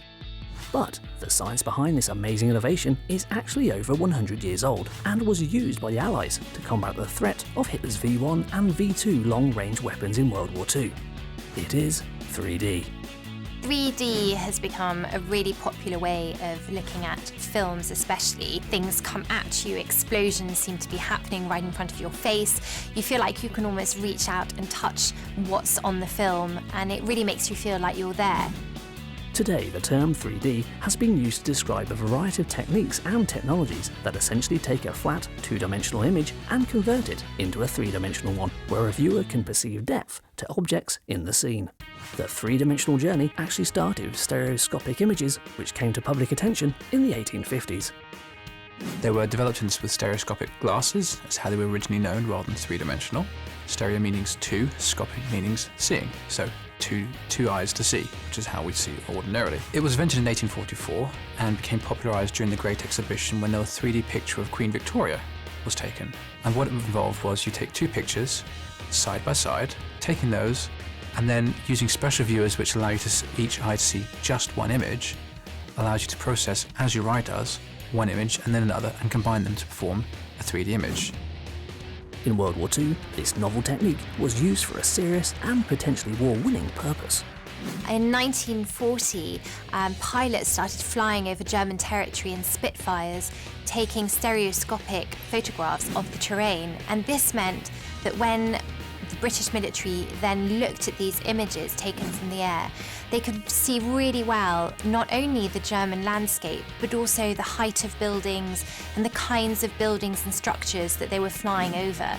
Arguably their biggest success during the war was the work undertaken during Operation Crossbow, when Hitler's V-1 and V-2 long-range flying bombs and rockets were targeted. To aid their research, suspicious sites would be identified, and then a new reconnaissance flight would be undertaken to carefully take more detailed photos of the area. The pilots were instructed to take images on exact coordinates so their photos could overlap and the interpreters could build up a 3D view of the landscape using the same stereographic techniques employed for fun before the war. Undoubtedly, stereography played its part in lessening the impact of Hitler's terror weapons, and after the war, peacetime was the perfect place for a bit of 3D fun. The classic image of someone watching a movie or looking at a 3D comic book is that of the viewer, wearing a pair of cardboard glasses with a red and cyan filter over each eye respectively. This technique, known as anaglyph, achieved popularity because of its simplicity and ease of use. These reasons were why NASA used anaglyph technology on their probes to send 3D images back to Earth. The red and blue filters, or the red and green filters, means that each eye only sees one image overlaid on top of a black background, which is designed to show the outlines of what you're looking at. This means that your eye sees two different images that have two different, subtly different shapes, and thus your eye starts to look at them and can reconcile them into a 3D image. From a fun fad to war-winning reconnaissance and on to NASA exploration, stereography has been capturing our imagination for over 100 years. Today, anaglyph glasses are still made by American Paper Optics from their factory in Bartlett, Tennessee. American Paper Optics is a 25-year-old company. We've got 40 employees. We manufacture all of our own paper 3D glasses in our own plant. In our 25-year history, we have sold over 2 billion 3D glasses. So basically, you can figure that I've put glasses on about a fourth of everybody in the world. American Paper Optics receive orders for a vast array of styles of 3D glasses.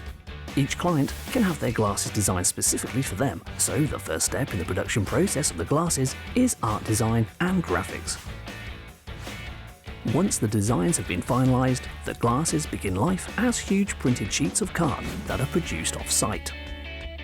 The sheets of printed card are then moved into a die-cutting press machine. The printed sheets are die-cut one at a time in a flatbed press. On the first pass through the press, the eye holes for the glasses are cut and knocked out. These eye holes have to be precision cut because of the next phase, which is the gluing of the film to the paper. In addition, the back of the glasses have to be perfectly aligned with the front. Now that the sheets have been eye-holed, they are ready for the laminating process. This is where the glasses are fitted with their all-important coloured film, ready to create the 3D effect. The first step of the process is gluing the film to the front sheet of the glasses, covering the eye holes.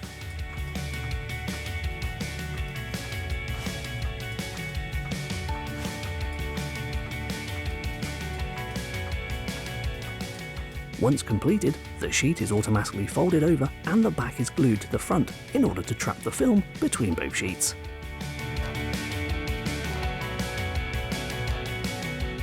The glasses are inspected for quality throughout this process. The real key to manufacturing a pair of paper glasses is really the gluing of the lens technology. So with our automatic gluing equipment, one of our machines can actually glue 50,000 glasses an hour. This company didn't just produce glasses with 3D lenses though. They've branched out to reach a whole range of markets and customer demand. What makes our product unique is the high quality printing, the high quality paper and die cutting and assembly that my staff does.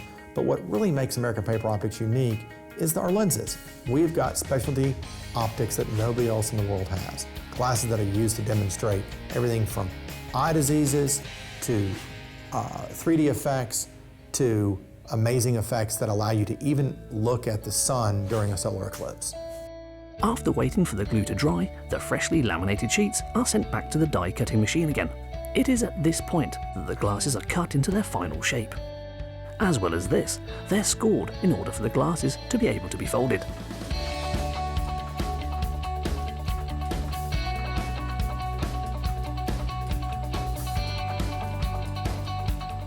What we're known for at American Paper Optics is our speed. You could actually call us on a Monday and get 1,000 glasses, let's say branded for your wedding, and we would have those glasses the next day for you, branded and ready to ship. The sheets are then counted into stacks of 50. The glasses are then stripped from the sheets in stacks, noses pulled out, rubber banded and packaged into cases ready to be shipped. In some cases, customers request that the glasses come folded. American Paper Optics have a custom-built folding machine that can quickly fold bundles of 50 glasses, ready to be packaged.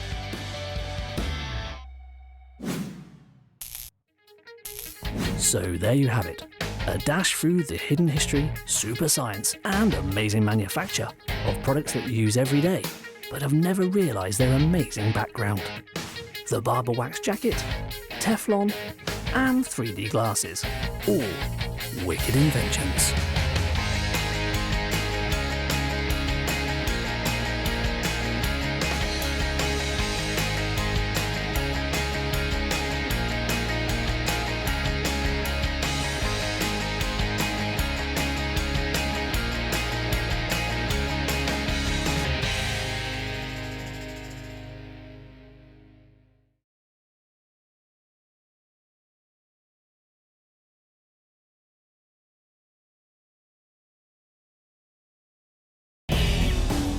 Race to win wars and explore the stars have created some of the most fantastic products ever designed, and we use them every day, unaware of their amazing origins.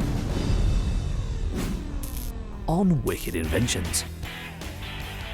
Submarines, luxury underwater tourism with a killer past. The Internet, the forgotten military origins of cyberspace. Fog machines, indispensable on the dance floor and battlefield.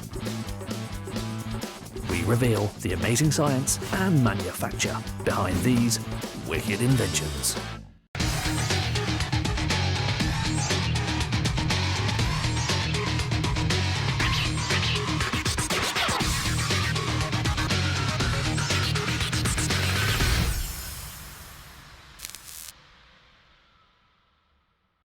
Since man waged war upon the ocean, he has wanted to hide below the waves to strike at his opponents. But it was not until the 19th century that a submarine in the sense we know today became really practical.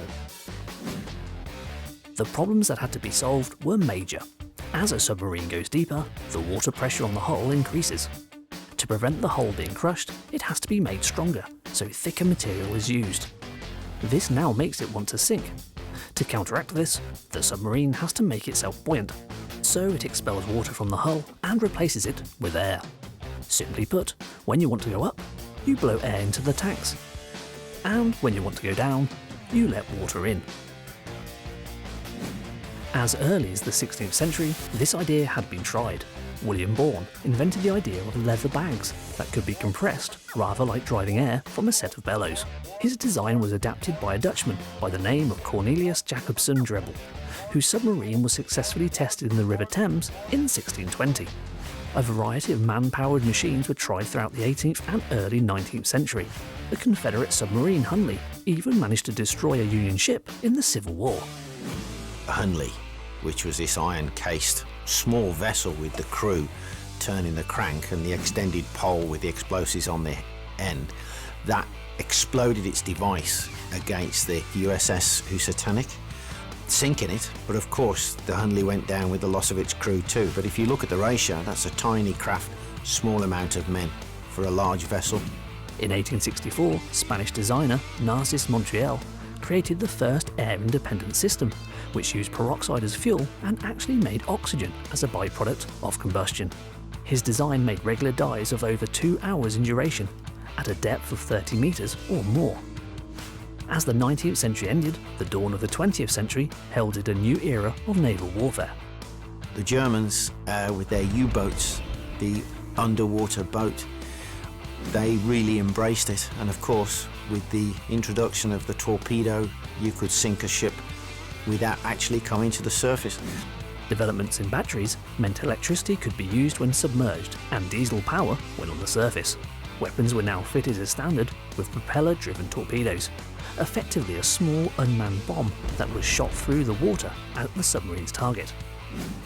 Military submarines today are self-contained nuclear-driven machines and carry enough nuclear missiles to devastate entire cities. They glide silently in the depths, a mere mile below the surface. These titanium steel Leviathans can remain submerged indefinitely, surfacing only for food or resupply. Of course, not all submarines are for war. Triton submarines are based in Florida, USA, and offer personal luxury subs that can dive up to 36,000 feet. A typical Triton submarine can be broken down into 4 main sections: the viewing sphere, which houses the passengers, the propulsion unit that drives the sub, the buoyancy tanks, which allow the sub to dive and float, and the electrical components which control the complex mechanicals of the entire submarine. The history of Triton submarines is fairly contemporary. The company was formed in 2008 by my partner Bruce Jones and myself. So we've been in operation now for 7 years, and coincidentally the submarine that you see behind us is our 7th submarine. The company started in 2008 with just 3 people, and today we employ 22 people here in our Vero Beach manufacturing facility. One of the challenges to making a submersible durable are really the same as the key design features of our craft.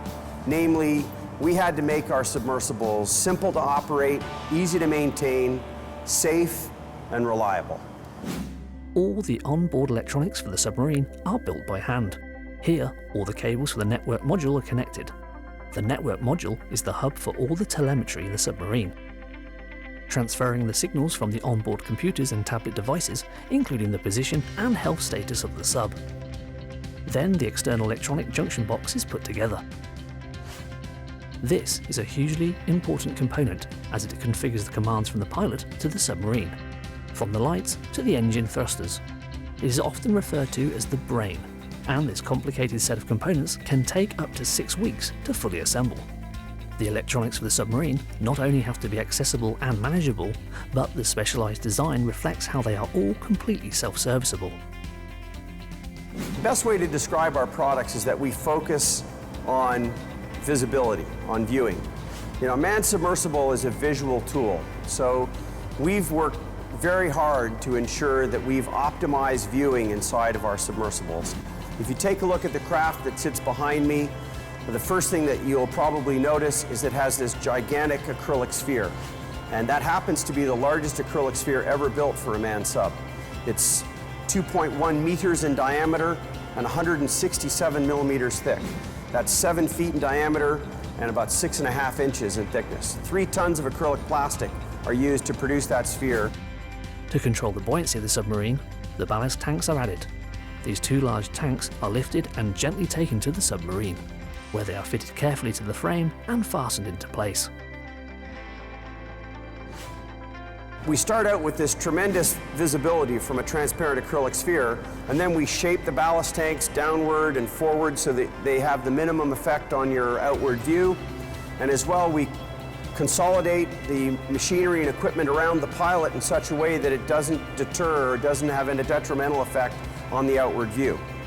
The submarine has about 14 hours of operational endurance, and it has 96 hours, that's 4 solid days of self-contained emergency life support. The submarine features, among other things, multiple redundant ballast systems, multiple redundant communication systems, and many other features that ensure the safety of the craft. The Triton submarine is a stunning piece of underwater technology, enjoyed by tourists and scientists in oceans the world over. Used for peaceful underwater tourism today, but developed from the daring attempts to destroy enemy ships over 150 years ago. The submarine is truly a wicked invention.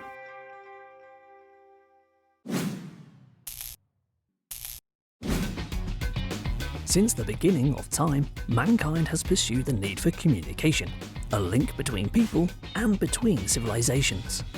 Over thousands of years, we have developed the means to communicate with each other, but one invention has redefined the entire world. It has changed the way we communicate, brought the world closer together, and empowered revolutions. It has even created worlds and communities of its own. Considered by many to be the most important invention of the 20th century, this is the Internet. The Internet as we know it today is nothing more but a collection of computers and other devices that are connected to one another, that communicate with one another, and often connections of networks to other networks. Back in the 1950s and 60s, as the US and Russia were in the midst of the Cold War, American scientists and technology experts needed to find a way to protect their military computer and control systems in case of a nuclear attack. People started thinking about how can you create kind of systems and networks of systems that are less vulnerable to being completely disrupted by, for example, an atom bomb taking out some of the key command and control centers. You want to create this kind of redundant network whereby you have lots of different links between lots of nodes and you spread around all the computing and all the information across this network so that if part of it gets taken out, the rest of it continues to work, and critically information can still find its way across the network.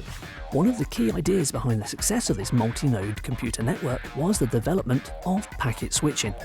The traditional way of networking computers was through circuit switching, where a direct connection would be maintained between the device sending the message or information and the device that would receive the data. The problem with circuit switching is that it is inefficient and limits any single connection to one sole user. Packet switching is just one way of getting information from a sender to a destination. With packet data, any information you want to share between two devices get chopped up in little packets of data, smaller chunks of information. So your entire message that's built up out of different packets can make its way across different routes over the internet and be reassembled at the receiving end in the right order. One of the great benefits of packet data, apart from some of these properties around being able to chop up data and then have it make its own way across the internet, is that you actually use the capacity of your connections a lot better. If you have private connections between two different devices, obviously, while those devices are talking to one another, nobody else can use that particular connection. With packet data, you continuously are sharing connections and capabilities on the network. So you can actually have a network that is capable of transmitting a lot more data all of the time. This development was the beginning of the modern-day internet. After years of research between several universities around the globe, access to the ARPANET was expanded in 1981. In 1982, the Internet Protocol Suite, or TCP/IP, was standardized, and the concept of a worldwide network was introduced. TCP, the Transmission Control Protocol, is really a way of making packet data work. You need to have a kind of a layer on top of that basic packet data fundamental layer, which is all about making sense of these packets and making sure, for example, you know how many packets make up your message and in what order these packets need to be arranged in order to be useful for you, which is really absolutely fundamental to the way the internet works today. So an awful lot of the applications that use the internet use TCP as the fundamental building block of how they communicate with one another. In 1989, Tim Berners-Lee, a British computer scientist and former CERN employee, wrote a proposal for what would eventually become the World Wide Web. The World Wide Web is an example of one of the information and computing services that uses the internet to be delivered to us and accessible to us. In this case, for the purpose of providing us with websites and pages of information that you can click through from one page to another, those kind of concepts that make up the World Wide Web as we know it. By 1995, the World Wide Web was fully up and running, and the world as we knew it had changed forever. Today, the internet is everywhere. It's in our homes, in our pockets, and on our wrists. It has become an integral part of our lives. We use it to shop, bank, socialise, as well as it being a platform for entertainment in its own right. It is probably true to say that the boundaries between these different applications, like for example the web and email and instant messaging and all those other kind of applications of the internet, are starting to blur a little bit, because of course people can now use web pages, a web service, to send an email through. So you get a kind of combination of these different internet technologies to provide people with an experience and a service that sometimes make it hard to see where the difference lies between the internet and then the services that are delivered on top of that, and those different services and how they work together. Born out of a need to survive a nuclear war, there is no doubt that the internet is one of mankind's most important and wicked inventions.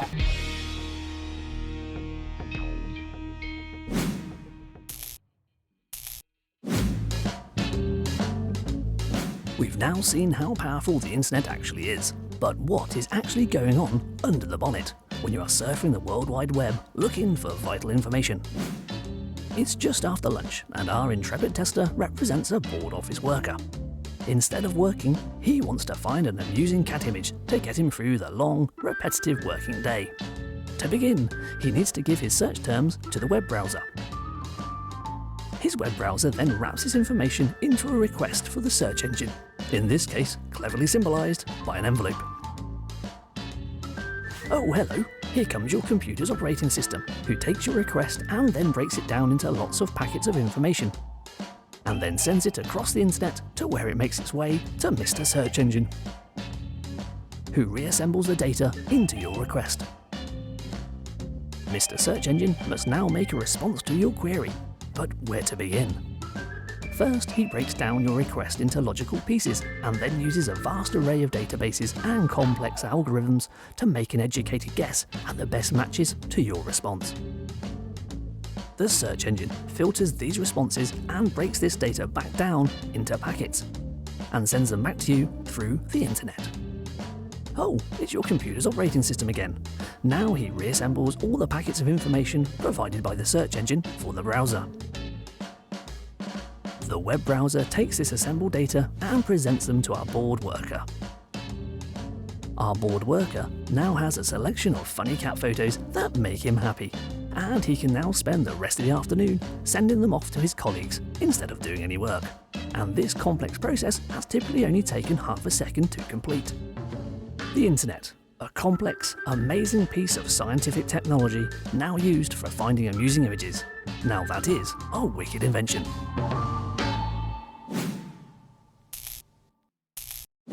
A basic concept of war is to outthink the enemy to try and stay one step ahead, and technology has evolved to help the military achieve these basic war needs. One invention is used to keep military manoeuvres a secret, and yet it is also commonly used in our theatre and film productions. A basic device that changes the course of wars, but also adds atmosphere to the stage. This is the fog machine. This simple device that we all know creates a dense vapour that appears to be fog or smoke. It is mainly used for entertainment, such as theatre, film productions and live music events. But it was originally a military development that has evolved to take on various forms and uses. So on the battlefield, for advancing through it's quite difficult, but when you want it to conceal your position, moving back, retreating or simply redeploying, it's absolutely perfect, because if you've got a problem, you're under fire, you can carry smoke canisters where you simply pull the pin, away it goes, and it will cover your withdrawal or when you move position. Smoke machines during battle have been around since the First World War, either on land or at sea. A 50-gallon drum of smoke oil could create a 60-mile smoke screen, perfect for protecting ships or advancing ground forces. Smoke grenades can also be used indoors as a distraction, cover, or as part of a rescue mission by special forces. There's the other side of using smoke or smoke flares in the military is to mark an area for supplies to be landed, for troops to be landed, and also for evacuation if you've got wounded men. There are lots of uses for smoke within the military which have also spilled over into the civilian air-sea rescue.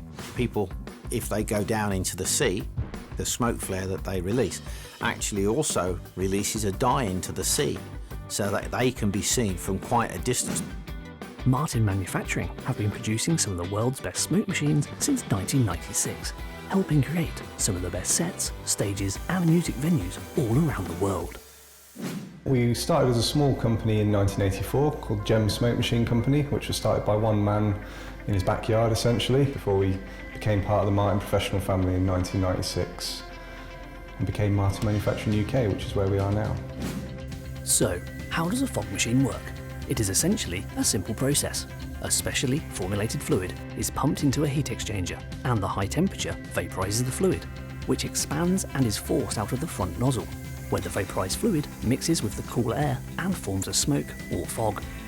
There's a number of processes for each machine. From start to finish, you're probably looking roughly about 2 hours, but that encompasses about 10 different processes, including the final assembly of the product, which takes about 45 minutes. So one person could produce about 9 products per day. I think since we launched the product about 6 years ago, we've produced roughly 4,000 units. The first stage of production takes place at the on-site furnace, with the manufacture of the heat exchanger. Copper wire is coiled to the desired length using a mandrel machine. The coil is then heated to red-hot temperatures with a gas torch, and a special heating element is inserted. It is placed in a mould and heated further with the torch.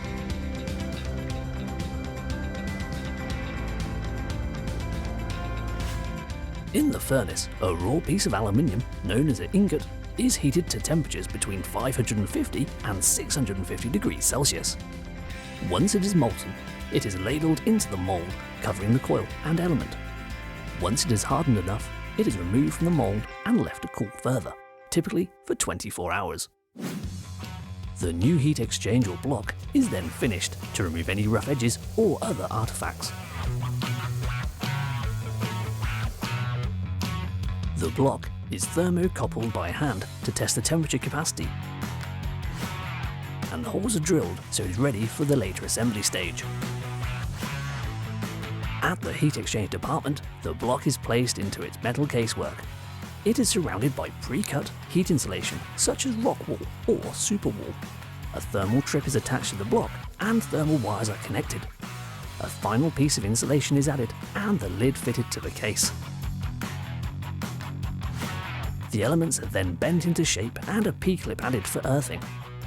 We also produce our remotes, which is an essential part of the product which operates the machine. In the past, certainly they used things like burning pitch, for instance, smoke from fires, but it wasn't controllable. And the main thing was being able to control it, say, on a film set or in a theatre. The remote control is completely built by hand. Here the buttons are attached to the back of a printed circuit board, also known as a PCB. Wires from the XLR connector are soldered onto the PCB and then screwed down. The completed front of the remote is then fitted to the back of the box before it is visually inspected and tested.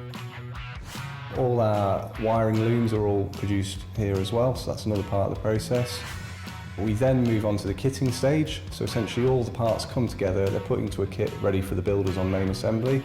The product is then sent up as a kit to main assembly, where the final assembly process takes place, which is probably the most involved process within the whole part of the assembly. At the main production area, each worker receives a hand-picked kit box that contains all the necessary parts, metalworks and sub-assemblies that we've seen being made. From their detailed work instructions, it can take up to an hour to build a full unit. The heat exchanger is fitted into its new metal housing and connected to the PCB that operates the machine. More housing is built around the components, and now the fluid container is installed and fitted into place. They're predominantly water-based fluids with 2 food-grade chemicals that allow you to get that kind of white, foggy effect. That's what they're there for. They're also there to allow the fog to hang around. That's the other reason for the chemicals. As I say, they're backed up by extensive health and safety reports. The remaining handles and bridging grips are attached, and now the fogger is ready for testing. Before it is sent for packing, the fogger's electronics and temperatures are checked and pat tested. before a full visual inspection and demonstration of the fog itself. The fog is fired into suction tubes that disperse the fog so it doesn't fill the room. There's all sorts of uses really. Some things that people might not be aware of is security smoke. So that's quite a big industry these days. They're mainly used in banks, so if someone tries to break into a bank, they'll set off the security smoke machine, which will fill the bank in roughly 10 seconds, meaning that what you can't see, you can't steal essentially. Wind tunnel testing for, say, cars, that's one industry where you find they're used. Theme parks is a big one as well. They're used all over the place in all kinds of applications that we never expected sometimes. So there we have it, a unique device that entertains the masses and saves countless lives. For all of that, the fog machine is a wicked invention. So there you have it, a dash through the hidden history, super science and amazing manufacture of products that you use every day, but have never realised their amazing background. Submarines, the internet, and fog machines. All wicked inventions.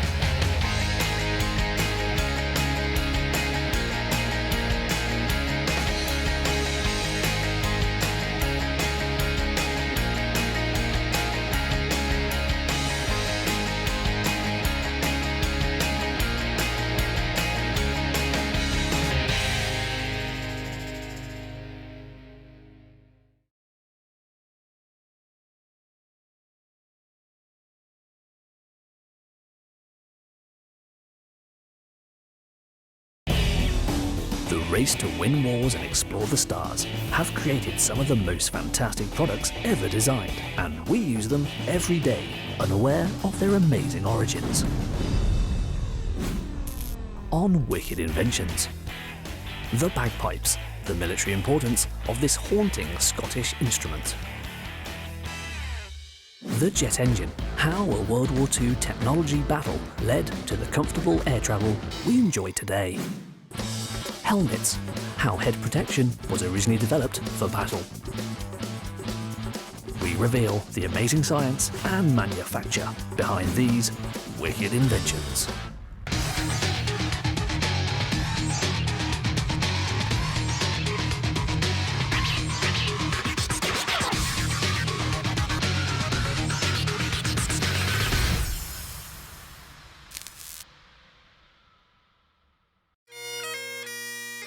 There is no instrument with a more distinct sound than the Great Highland bagpipes.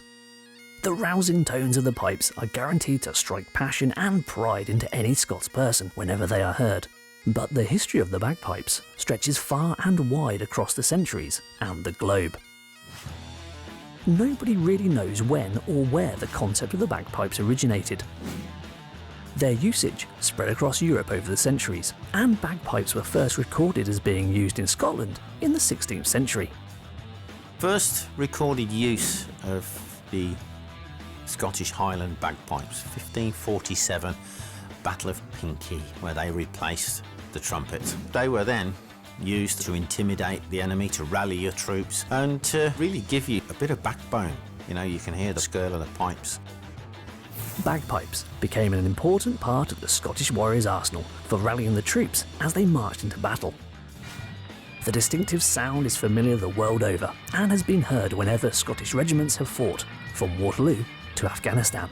Their popularity in Scotland began to fade from the 18th century onwards as a result of the English military victories against the Highlanders in 1746, which began to erode the traditional ways of the Northern Scots.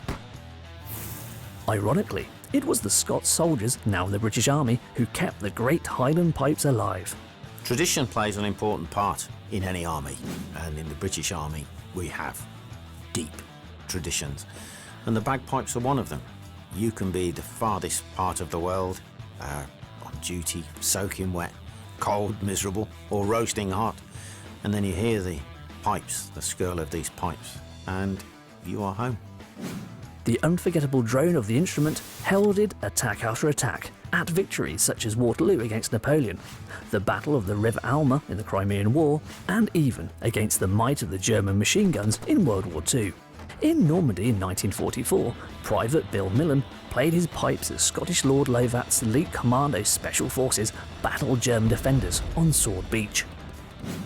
Macallan bagpipes have been making the instrument in Kilmarnock, Scotland since 1998 and produce 40 sets of bagpipes every week. We're producing just now about 10 different models of bagpipes, but within that 10 model of bagpipes there's so many different variations with imitation ivory mounts, horn mounts, mopani, African blackwood. We have 6 different engraving patterns, Celtic thistle, zoomorphic, Irish and so on. Nowadays, the Scottish Highland bagpipes are loved and played all around the world, including some very unexpected places. We're very strong in most of the markets, obviously Scotland and the rest of the UK. There's the traditional markets, if you like America, Canada, Australia, New Zealand, Brittany and the rest of Europe is growing all the time. And in the Middle East, most of the countries out there play bagpipes, so we've become very strong there. I would say just about every pipe band in Oman is playing Macallan bagpipes and chanters. It is really now a worldwide market. The last use of the Great Highland pipes in battle was in Aden in 1967, but wherever British soldiers of Scottish descent march, you can be certain the Great Highland bagpipes are never far behind. The bagpipes, truly a wicked invention.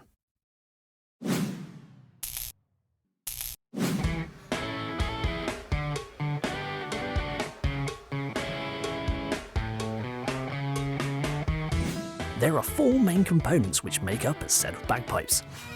There's the bag itself, which provides the air to the pipes, a blowpipe, which the piper uses to inflate the bag with air, the melody pipe, known as a chanter, which plays the notes by way of finger holes, and 3 other pipes, known as drones, that play harmonies tuned to the chanter pipe.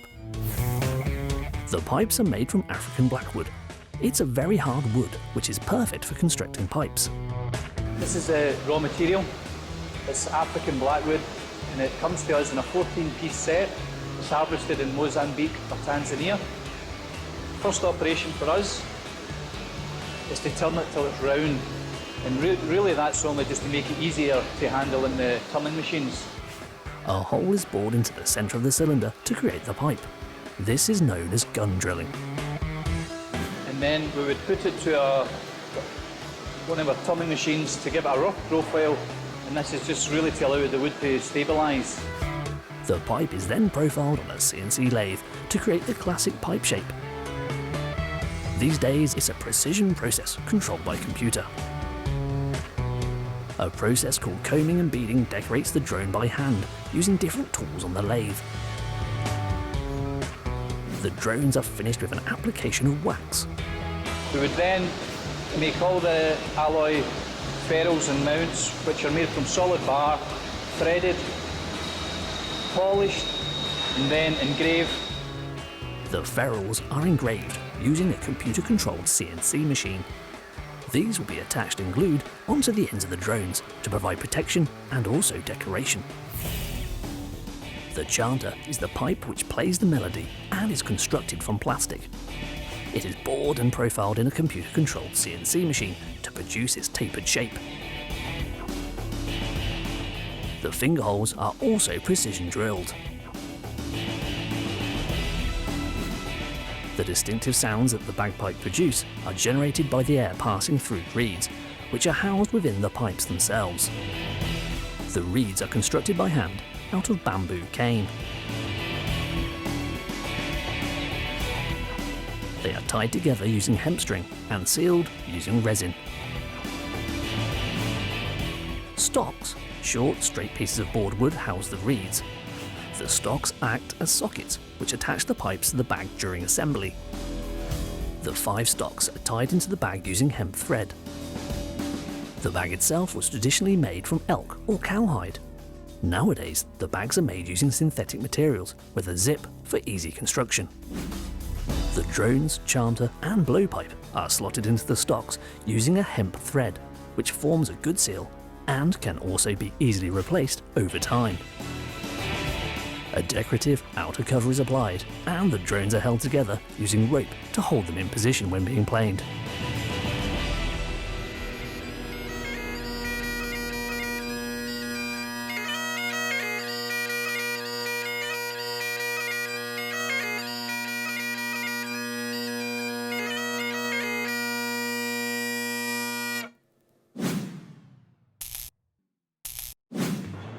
Whether it is a rocket firing an astronaut into space, or an aeroplane flying you to your holiday destination, a scientific wonder is busy propelling us through the air.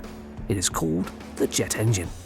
We think of jets and rockets as a 20th century invention, but the scientific principle behind their action has been understood and studied for the last 2,000 years. It is called jet propulsion. A jet's propulsion system basically requires a fluid of some sort to be pushed out the back of a system, and then the system which is pushing it will move forward. This is because of Newton's third law. Every action has an equal and opposite reaction. So what happens is, as the fluid is being pushed out, in the case of a jet engine, it's air, that pushes back on the engine, and that pushing back on the engine is what moves the jet forwards. So, for a jet engine, you push out hot gases, which are combined from air and fuel being burnt. This air and fuel being burnt pushes out at a high speed, pushes the airplane forward, and thus you have the opportunity for flight, provided it's actually attached to an airplane. Jet propulsion covers a wide selection of engines, from solid fuel rockets to the water jets that power jet skis. But the jet engines that we come into contact with most are the ones found on passenger planes the world over. In its most simple form, the jet engine can be broken down into 4 main parts: the compressor, the combustor, the turbine, and the exhaust. The compressor is comprised of a series of turbines that sucks in air and squeezes it as it flows across the turbine's angled blades. This action compresses the air and increases its pressure and temperature. Next, some of the pressurized air enters a combustion chamber, where it is mixed with fuel and ignited, which increases the air's heat energy. This powerful hot mixture rushes out of the chamber at high speeds and expands. It then meets the turbine and passes through its blades, and some of the gas's energy causes the turbine to spin. The turbine is connected to the compressor at the front of the plane, and this force is used to power it. Finally, the hot air is ejected through the exhaust. By now, the air's speed has dramatically increased, and this is enhanced further by constricting its flow as it enters the exhaust, which gives the air a final kick as it leaves the engine. This is the basic layout for an engine called a turbojet. The jet engine of today may be an intricate technical marvel, but you can see the principle that led to its discovery 2,000 years ago in your own home. When you boil a kettle, the steam rising from the spout is actually a very simple jet stream. It is obviously not powerful enough to make the kettle fly off the kitchen top, but a device called an aerolipile was developed in the 1st century BC, which used this hot gas to create motion. This device directed steam through 2 nozzles, which generated thrust to cause a sphere to spin rapidly on its axis. Well, the aerolipile did not seem to have any particular practical benefits, but it did demonstrate how expelled hot gas could power an object. So we know how a jet works, and how the physics was discovered that understood the principles behind it. But where does warfare fit in? Well, the development, that's where. By World War II, piston-propped propeller aircraft had been well established over the battlefields of the early part of the 20th century, but they had their limitations. At very high speed, aerodynamic problems could result that could tear props apart, with disastrous results. The limits for a propeller aircraft are basically the limits on the propeller itself. As you spin something faster and faster, the tips of the propeller can start to approach the speed of sound. The reason that the speed of sound is important is that as any object approaches the speed of sound, it starts to generate a shock wave. And a shock wave generates turbulent air. A turbulent air isn't actually that efficient for flying. So in order to get around that, the basic problem is you're using a propeller to move air, which is a fluid. That fluid is causing you problems because you can't move it any faster. So either add more engines or change the engine type. When you change the engine type to a jet engine or a gas turbine, you're trying to push the air out in one efficient motion rather than trying to claw through it as in a propeller does. While the theory behind gas turbines has been understood since the late 18th century and a patent filed for a jet-powered aircraft in 1921, no one had actually been able to build a practical example. But the pressure to win World War II soon put paid to that. In the late 1930s, a race developed between British engineer Sir Frank Whittle and his German rival Hans von Ohain to develop a reliable jet engine that could power a war-winning aircraft. While both men took slightly different approaches, they both followed the same basic turbojet design. In the end, the race to be the first to introduce a jet-powered aircraft into combat was narrowly won by the German Luftwaffe, which introduced the Me-262 in April 1944. Swiftly followed by Britain's Gloucester Meteor 3 months later.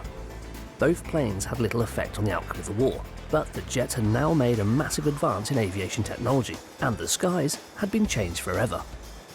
So there you have it. This radical piece of aviation technology that we use every day was a direct result of efforts to gain air superiority in World War II. The jet engine, truly a wicked invention.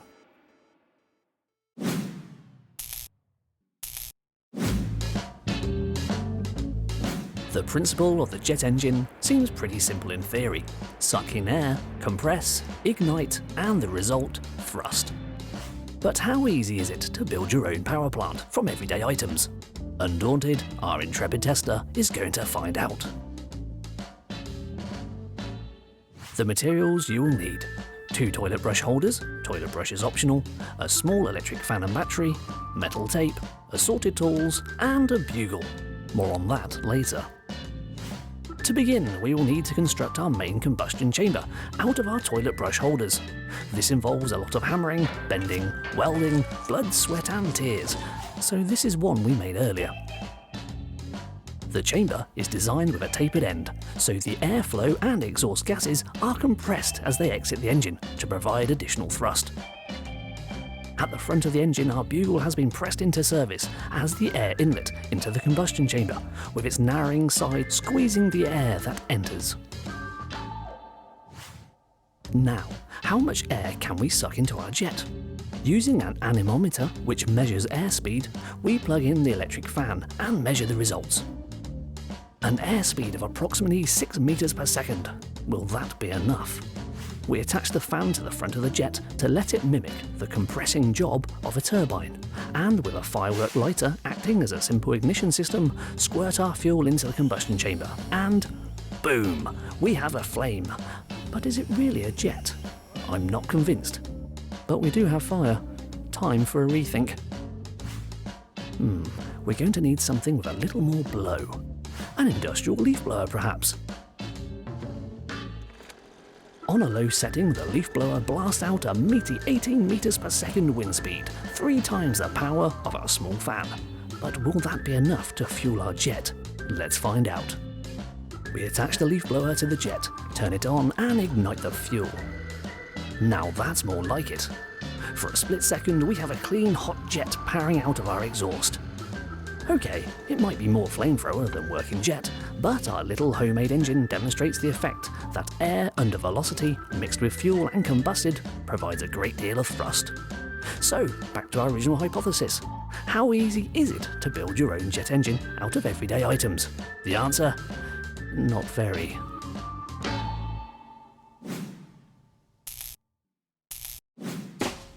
From firefighters to builders, the helmet is used to protect people's heads in potentially hazardous situations. But this everyday safety essential can actually trace its roots to history's bloody battlefields. The first known use of the helmet dates back to the Syrian soldiers of 900 BC. The need for the helmet was apparent to the first armies. The head was the most fragile part of the human body, and therefore something needed to be done to protect the soldiers in battle. The helmet was the answer. One of the problems with the early helmets for the Greeks, for instance, was they literally were so heavy and covered the face. Hard to breathe. So many of the illustrations from the ancient times show you that the Greeks pushed their helmets back to have an open face. And then you see with the Romans, the actual front of the face was open, exposed, although they did have the cheek guards. But as you go further into history, the Saxons, they did without it. The Normans just had the nose guard. It's important to be able to see and to breathe. Helmets have been made out of a variety of materials: metals, plastics, leather, and even modern-day Kevlar. However, some more novel materials have been used. For example, the ancient Mycenae of 1100 BC used boar tusks. During the 19th and 20th century, leather helmets were widely used by the military, especially by aviators and tanker crews. One of the problems with protective headgear is finding that balance between protecting your head and wearability. Can you wear it comfortably? Is it safe to wear it? Will it protect you? Despite their military history, helmets have been used by the civilian population, either for sporting events or for everyday protective use. The helmet has evolved with the advancement of technology, and they became lighter, stronger and more comfortable. We see them or use them every day, from cyclists to construction workers. The helmet has been so reliable that it's no wonder it has been ever present for thousands of years. The military still uses it to this very day, and it has become a fundamental piece of protective gear for our everyday life. Another way that this military hardware has found its way into our lives is through its use with the police. Since the foundation of the first British police force, Christie's of London have been the designers and sole manufacturers of this truly wicked invention. To make a police helmet takes approximately between about 45 minutes to make from when you add together the many processes that are involved. We make many thousands of them every year, but it very much depends on police budgets and police numbers as to how many we actually are required to make. The process is, involves many components, most of which are sourced within the UK, and we manufacture from scratch the helmet here. The initial process begins with the making of the helmet shell, using a vacuum moulding machine and a metal mould. A sheet of ABS plastic is heated and then lowered over the mould, where a vacuum pulls the plastic into shape.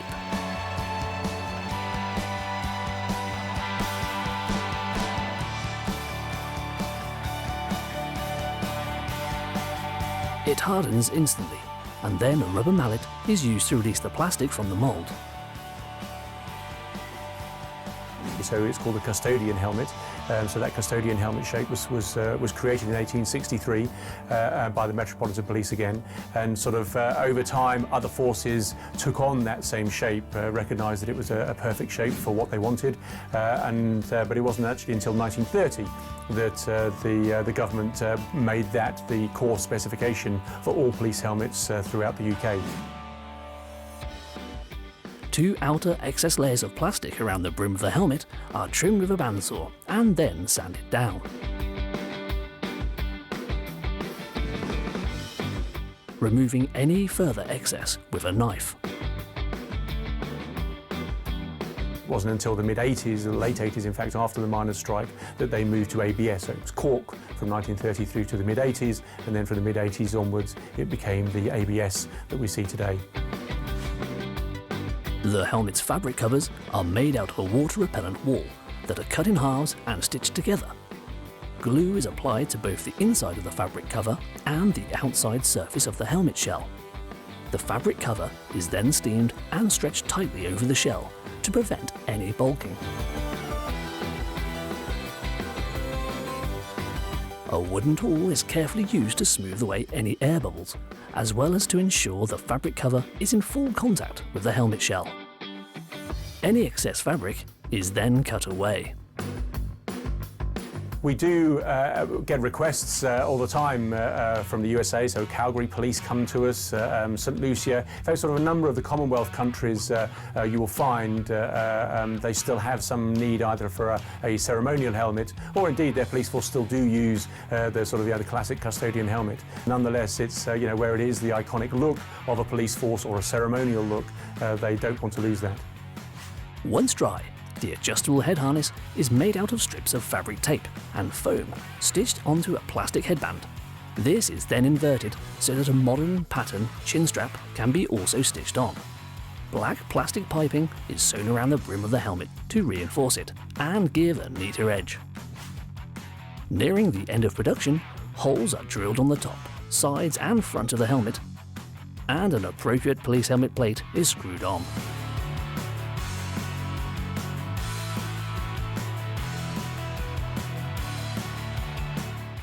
The harness assembly is lowered into the helmet and secured with an industrial stapler. The narrow chrome metal band is wrapped around the helmet and pinned down, concealing the staples. Each helmet is tested to a specific standard. It's called the EN 397 and it was last revised in 2012. So EN 397 2012 is the standard we test to, is otherwise known as the helmet standard. It requires penetration protection, so it has to achieve a certain level of protection against a certain force, a spiked force actually dropping down on top of it to protect from impact from the top. And then secondly, the actual movement of the hat, if you like, or movement of the head, so it doesn't want to translate any impact that it's received on the helmet. It needs not to translate through to the head itself, so it needs to absorb some of the impact that, of that force passing down on top of it, and that's basically the test that it passes. At last, the helmet is labelled and given a good brush. It is now finally ready to be shipped on to an awaiting police force. So there you have it, a dash through the hidden history, super science and amazing manufacture of products that you use every day, but have never realised their amazing background. Bagpipes, the jet engine and helmets, all wicked inventions.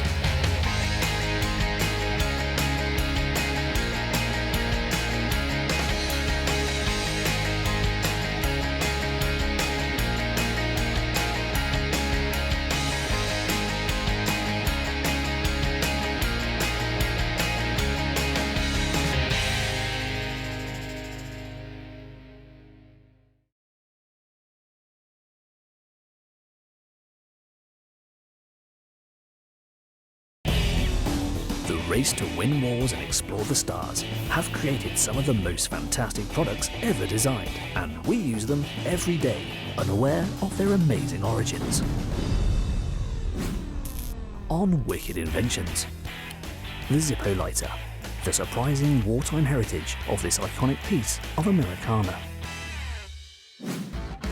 Margarine, we reveal the military connection to your yummy spread.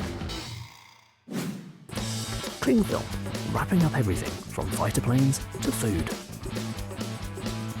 We reveal the amazing science and manufacture behind these wicked inventions.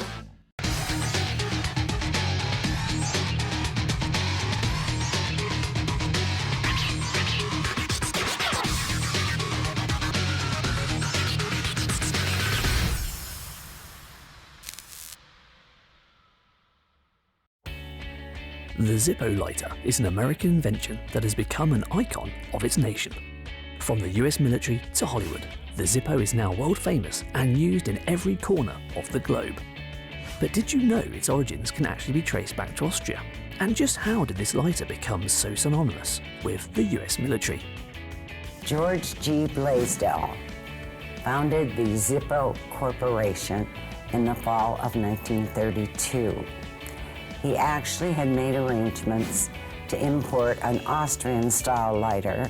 It took so long to get things through customs at that time that he was still tinkering with his own idea. He wanted one-hand operation, he wanted the lighter windproof, and he wanted to guarantee the product for the life of the product. His first production month was January of '33. He manufactured 82 lighters that month, and almost 83 years later, we have manufactured over 500 million Zippo lighters. With its easy one-handed use, durability, and windproof characteristics, the Zippo soon became the lighter of choice for US military personnel. This military link grew even more during World War II, as Zippo ceased production of the lighters for consumer markets and began delivering only to the military. George Blaisdell formed a relationship with the famous war correspondent Ernie Pyle. And he wrote to Ernie and said, "I suppose you've never heard of the Zippo lighter." And Ernie wrote back and said, "Are you kidding? It's the most coveted item on the battlefield." This created a huge demand for Zippo lighters and can be seen as a defining moment in the company's history. When I was a young soldier, I must confess I used to smoke. And one of the problems, especially if you're out in the field, was simply lighting your cigarette. And I was very grateful when an American soldier, very good friends with him, gave me my first Zippo lighter. Back on the consumer market, the Zippo's reputation then grew to see it become the lighter to be seen with in Hollywood. Tom Hanks is a great Zippo collector. John Wayne, he would actually use only our lighters in his movies. Frank Sinatra also was a great fan of Zippo. He said, "When I die, bury me with 10 dimes for the payphone, a bottle of Jack Daniels, a pack of Luckies, and my Zippo lighter." Having produced over 500 million lighters, Zippo has cemented itself as the most famous and most recognisable lighter in the world, and it sits comfortably in the pockets of soldiers, civilians and celebrities alike. So, what goes into making these iconic lighters? Well, the Zippo lighter is obviously made up of two key components, the inside unit and the case. And the inside unit is a unit that's produced with a lot of specialized equipment made specifically for Zippo. The manufacturing of the famous Zippo lighter begins with the cases. A thin sheet of brass is uncoiled from a spool and sent to a press. The strips of brass are stamped repeatedly until the top and bottom of the case is formed. Zippo recycle all of the excess brass so it can be reused and wastage is kept to a minimum. The stainless steel hinges are welded onto the case, joining the top and bottom. This is then inspected to make sure the weld and fit of the hinge is absolutely perfect. A robot lifts up racks of the new cases and places them on a line that in turn plunges them into a series of washing solutions to remove even the smallest amount of debris from the cases. They're then coated in nickel. Nickel acts as a glue for the chrome, as chrome doesn't adhere directly to brass. The cases can then be dipped into a chrome solution for 4 minutes, ready to emerge with their recognisable finish. They're then taken from the dipping racks, ready to meet the all-important inside unit. Once we get through plating, we call it at that point pocket ready, because we will have the inside unit coming from the other part of the plant. As with the cases, the lighter insert, or inside unit, begins life as spools of sheet metal. This time it's steel. A die shapes the steel to form the lighter insert. 125 inserts are produced every minute, and around 2,400 pounds of steel go into producing 55,000 of these units a day. The inserts are then moved down the production line, and all the component parts are added.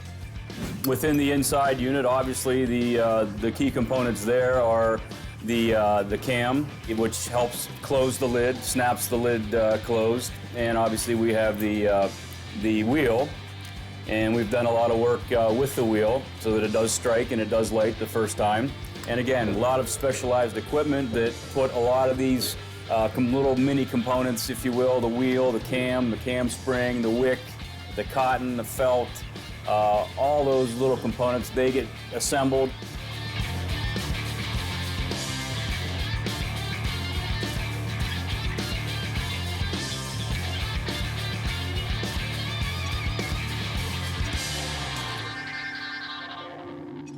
Once the inside units have been fully assembled and completed, the Zippo cases can be decorated in one of many different ways.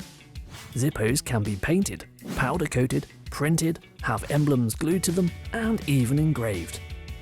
The Zippo lighter appeals to people of many ages because of what we decorate the case with. We refer to the Zippo lighter as a miniature artist canvas. Now that the cases are freshly decorated, technicians then install the lighter insert into them, testing the fit and function in the process. Amongst other things, these technicians will test that the inside unit sits perfectly in the case, not too tight and not too loose. They check that the lid fits squarely and also that the Zippo gives its famous click sound when opening. It is then polished and boxed up in a display case, ready to be sent on to one of the millions of Zippo customers around the world. We take a 2,500-pound spool of brass, no more than 20 to 30 thousandths of an inch thick, and take that through all of our processes and turn it into something that is a functional, usable, collectible product. So there's a huge transformation that we go through to get to this little guy here. The Zippo lighter, a fire-starting, wicked invention.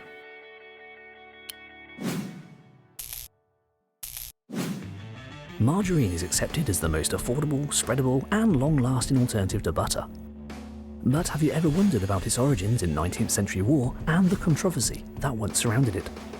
Being such a common staple of the modern fridge, it's as if it's been around forever. But just how did this spreadable breakfast companion come into existence? It all started in 1813 in a chemist's lab, as French scientist Michel-Eugène Chevreul discovered a new fatty acid. Because of this substance's shiny, white and pearl-like appearance, he named it acide margarique, or margaric acid in English, after the Greek word marguerite, meaning pearly. Despite this discovery, it wasn't quite the beginning of margarine as we know it today. This can be credited to 19th century French warfare. In 1812, Napoleon's French troops suffered terribly on their journey back from Moscow. This was down to two things: an ice-cold winter and food supplies perishing fast. In Napoleon's own words, an army marches on its stomach, and this one could not. 50 years later, Napoleon I's successor, Napoleon III, wanted to ensure that his troops could be better supplied with longer-lasting foods. He was looking for a low-cost alternative, but kind of more nutritious alternative to butter, because the French army had always relied heavily on fresh bread and fresh butter, and he wanted something which could be taken away, transported easily with a long shelf life, which didn't damage and didn't rely on having the best herds of cows milling about to give the milk. It was around this time that the North German Confederation, led by the Kingdom of Prussia, were pushing to extend German unification, taking the French Empire with it. With the threat of war upon him from the Kingdom of Prussia and its Chancellor, Otto von Bismarck, the Emperor of France felt the time had come to solve the problem of perishing foods. He opened up a competition, and a French food scientist, Hippolyte Maury, came up with this alternative which was based largely on fat. So I think margarine's about 80% vegetable fats, which he then combined with different acids, and the result he got was this kind of like creamy, pearly alternative to butter. In 1869, Hippolyte Maury perfected a process that involved churning beef tallow with milk. He called his new spread oleomargarine, the name of which was later shortened to, you guessed it, margarine. With this, Maury won Napoleon's prize. The advantages over margarine to butter are probably the shelf life. It does have a longer shelf life, it doesn't spoil as easy, it can be produced cheaper, quicker, more efficiently. Well, it's vitally important that soldiers can carry their food long distance without it perishing. The resupply systems can break down, and the soldier needs to be able to survive on what he's got in his equipment. In the early 20th century, with beef fats in short supply and advances in hydrogenation, margarine began being manufactured with animal fats combined with other fat sources, such as vegetable oil. So, how was this achieved? Hydrogenation in margarine production is the forced chemical addition of hydrogen into vegetable oils. This process alters the material's melting point and transforms the oil's form from a liquid to a solid at room temperature. In layman's terms, this means a food producer can take a cheap and readily available ingredient, such as soybean vegetable oil, and create a spread that mimics butter, but is cheaper and has a far longer shelf life. As the commercial potential of this new, cheaper butter alternative began to be recognised, the white substance soon started to be coloured yellow in order to better resemble butter. However, dairy firms panicked and soon had the colouring of the margarine banned.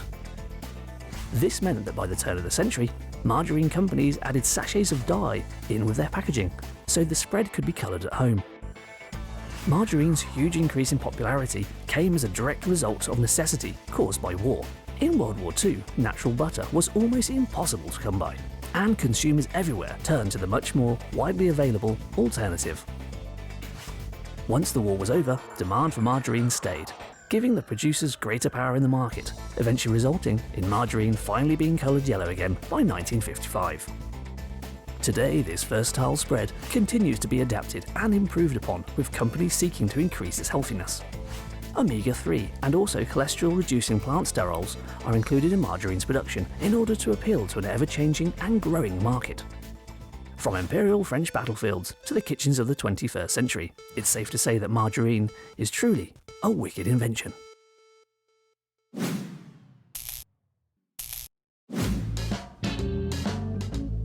Our intrepid tester is not happy. He has no butter left in the fridge and his bread is very dry and dull.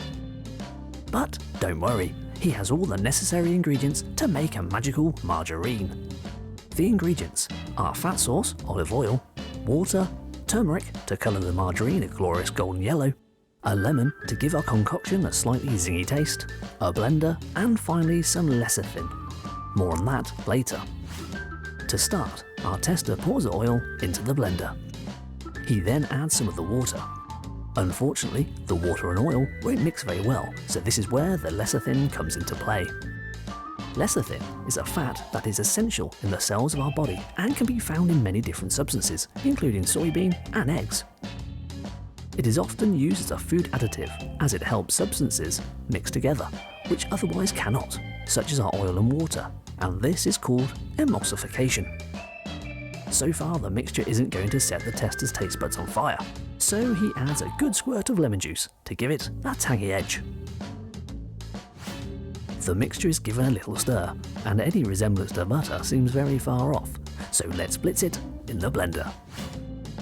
As our margarine mix blends away, the lecithin gets to work and allows the water, oil and lemon juice to emulsify and thicken into something that is actually starting to resemble a margarine. As earlier margarine pioneers found to their cost, our margarine is also looking a little pale. So in goes the turmeric to add a bit of buttery colour to our mix. After a few more minutes blending, we actually have something that resembles margarine. While not quite as solid in form as high street margarine or butter, our mixture spreads nicely and, because of the lecithin, has emulsified successfully to become a lot thicker than the olive oil it is made from. So, what about the taste? That looks lovely. Well, maybe not, but at least it beats dry bread. Possibly.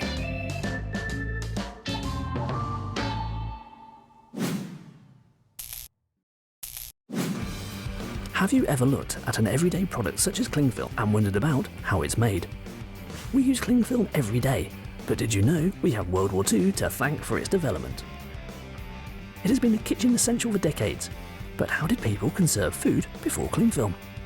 Before the 1950s, people typically wrapped food in the home in paper or even newspaper. Then cellophane was developed, which was quite crinkly and noisy. People used that for a while, and then eventually cling film was developed. Cling film was invented during the 1940s, but did you know that it was originally discovered by accident and given the name Saran? Saran is actually a trademark of the Dow Chemical Company, who originally developed a type of cling film during the war period. They found a byproduct in one of their labs that was sticking very solidly to glass containers. There was a scientist called Ralph Wiley at Dow Chemicals who was looking to try and make sort of a hard substance to cover his car, and he accidentally came across this substance that was a green bit at the bottom of a vial, and he didn't really know what to do with it because it wasn't coming off with anything, and started to work out that it was a very impermeable substance. It wouldn't let anything through it, and as a result that was kind of the genesis of cling film, just trying to work out what is this green substance at the bottom of a vial. The substance we now know as cling film had a very different application when it was first discovered. It was put to a very good use by the US Army in the Second World War. During the war effort, it was used to spray army vehicles to protect them from the elements, from salt spray in shipment or bad weather. The military took Saran as a compound. They sprayed it on planes. It acts as a rust inhibitor. It coats everything. So if you have paint that water gets underneath it ordinarily, that has a chance to react with all the iron in it, and it will start to rust and then the paint bubbles, and then actually that causes structural problems. In World War II, that's quite a varying set of conditions, from sort of Borneo to Germany and Japan, and that's really why it's necessary, is to stop it from everything from degrading.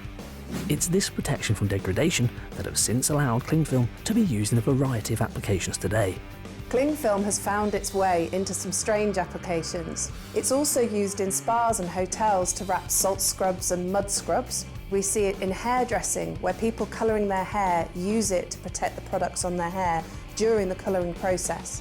And finally, it's also had a medical purpose in that it's used to wrap burns as it doesn't stick to skin. But it's in the kitchen where it really comes into its own.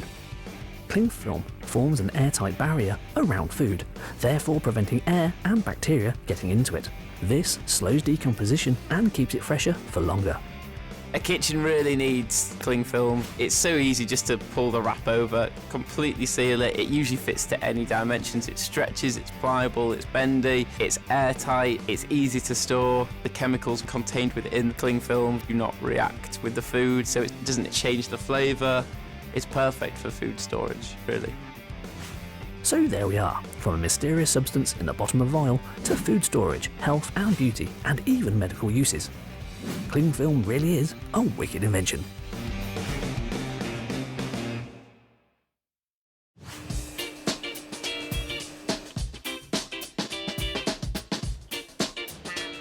Limpac have been making packaging for the food industry since 1949.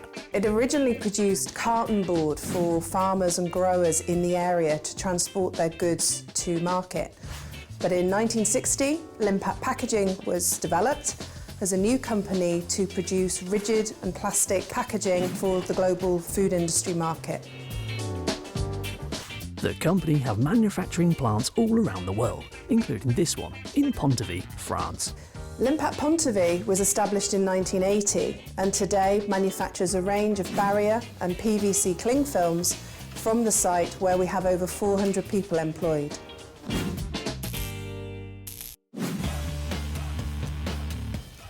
The raw materials that make cling film are delivered to the factory and stored in large silos, bags and intermediate silos inside the factory. The ingredients follow a strict recipe and are first of all mixed together in the correct quantities.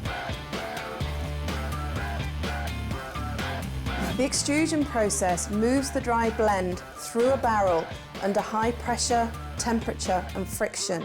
This slowly melts the material into a viscous form.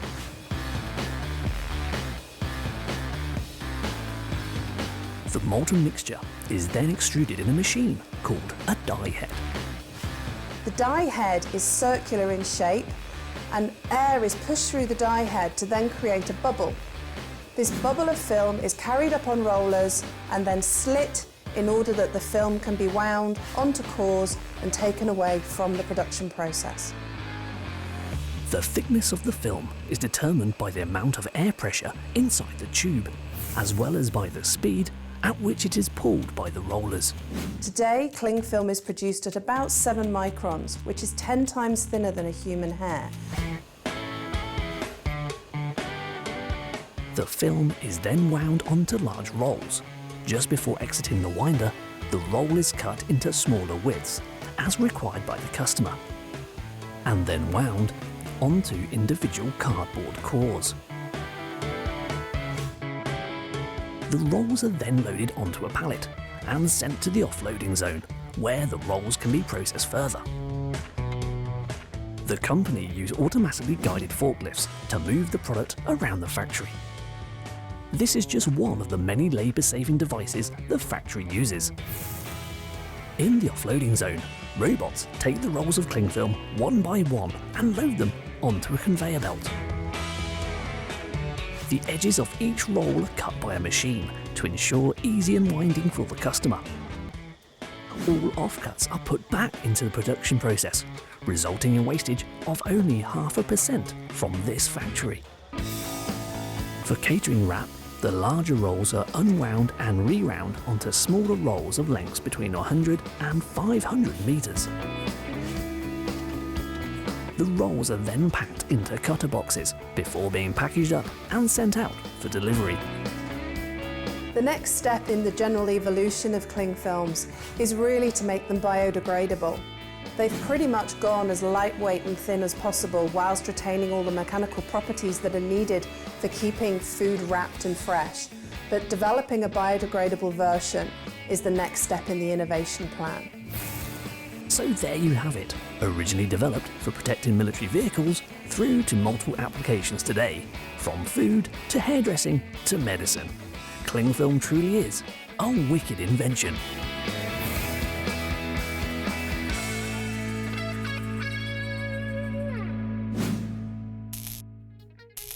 So there you have it, A dash through the hidden history, super science, and amazing manufacture of products that you use every day, but have never realised their amazing background.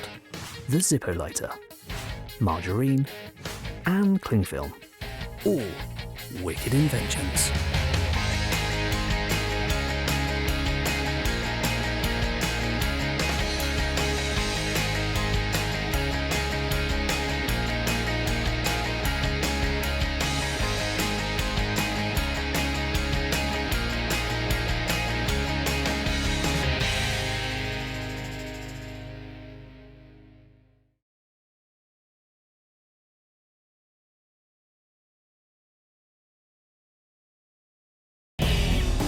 The race to win wars and explore the stars have created some of the most fantastic products ever designed, and we use them every day, unaware of their amazing origins. On Wicked Inventions. Hot air balloons, a peaceful form of air travel made popular over the war-torn battlefields of Europe. Synthetic rubber, how an emergency in Allied supplies during World War II led to the tyres we use today. Metal detectors, the treasure-finding device that has been saving lives for decades. We reveal the amazing science and manufacture behind these wicked inventions.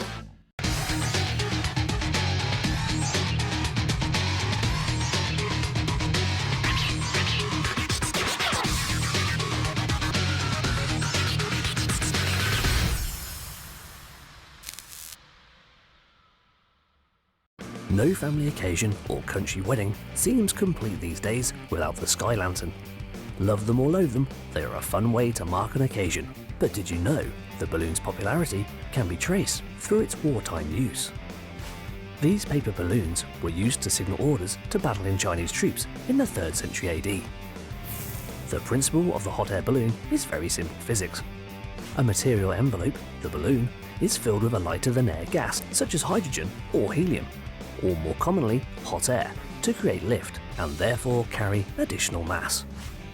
It took a while for the balloons to reach Europe, however. The first use of balloons in warfare was by the French.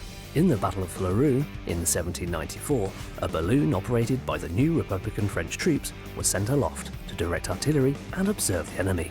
They begun as a bit of an entertainment, a quirky thing, but very quickly the French saw the advantage of being able to see in the distance, and that was the beginning. They were also used to great effect in the First World War, although it was a little dangerous for the operator. Can you imagine being an observer in a wicker basket, hanging underneath a balloon at the Battle of the Marne, the Battle of the Somme? You must be ready to leap for your life. These guys were gutsy, but they were vital. In the Second World War, balloons were used to keep enemy aircraft in check. The Second World War, of course, you have them as the barrage balloons to prevent planes coming too low to do their damage above important sites. The introduction of the hot air balloon as a military piece of equipment really did open up a new dimension of warfare, because it took your observers, first of all, high up into the air. It is a massive step forward for the military machines of the world. The balloon, truly a wicked invention.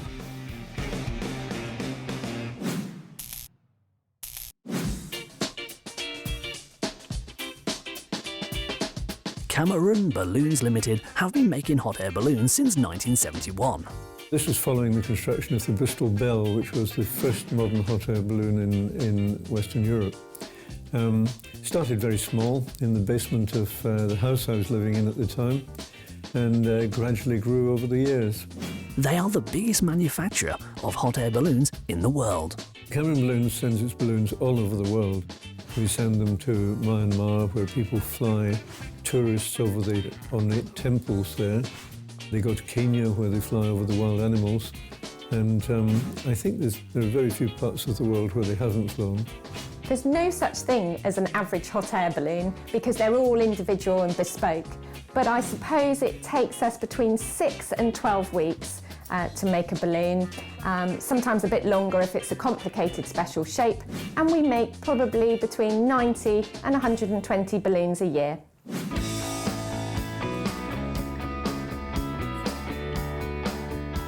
The hot air balloon making process starts with actually sitting down and discussing what the person actually wants. Once we've got that established, we can then put it into production. There's quite a lot of design and planning and artwork set up that happens, and then it can go into cutting, where all the fabric and the tapes and all the materials are got together for the fabric part of the balloon. The material that will form the balloon itself is cut into all of the different shapes that are required using a computer-controlled cutter. Different materials are used in different parts of the balloon. The main ones we use for hot air balloons are one called Hyperlast, which is used at the top of the balloon. It's a very slippery, strong fabric, very heat resistant. And in the middle section of the balloon, we use a ripstop nylon, which is very light, very strong, and it's even lighter than your normal computer paper at home. And at the bottom of the balloon, we use a fabric that's very similar to racing car drivers' suits. It's very heat resistant because, of course, that's where the radiant heat from the burner is. The different pieces are sorted into sections for easy identification later on. Meanwhile, the burners that supply the hot air to the balloon are built from scratch in the factory. When we use any metalwork in a hot air balloon, we've got that constant battle of having something that's really strong, really reliable, but we want to reduce the weight on it. So these days we can use things like titanium, but we tend to use a lot of stainless steel to make it really robust and reliable for our customers. Cameron Balloons have developed materials over time to suit the robust needs of a hot air balloon. Making a hot air balloon last is one of our big problems. Fabrics have to be chosen very carefully. We do extensive testing of fabrics to check on the durability.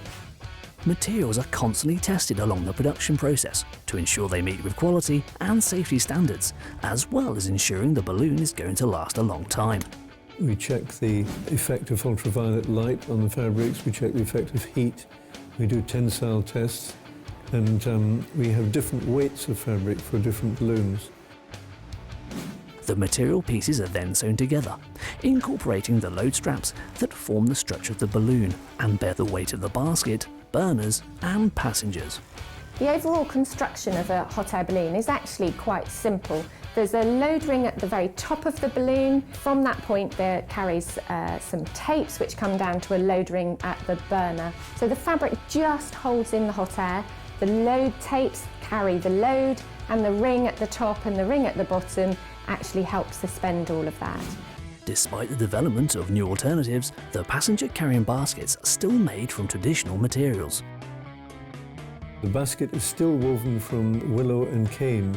In some ways it's surprising that we still use these very old-fashioned methods, but nothing has come along that's better, because the woven basket gives a kind of springiness and resilience which cushions the effect of a bumpy landing. The baskets are fitted out with leather-covered padding and trim, depending on what the customer requires. We not only have to apply all the customer's requirements for different colour trim and cushions and so on, but this is the place where the passengers and the fuel tanks will be. It has to perform under duress, and in fact it has to do drop tests and various crush tests.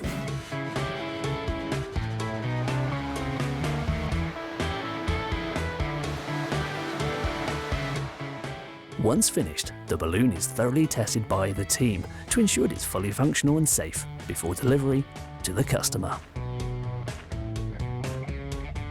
We continually inspect our work as we go along, and then we go to a final test and inspection stage. And this we do all together on every part of the balloon to make sure that we are 100% happy with it, so we can hand on heart give it to our customers with full confidence. The balloon, truly a wicked invention.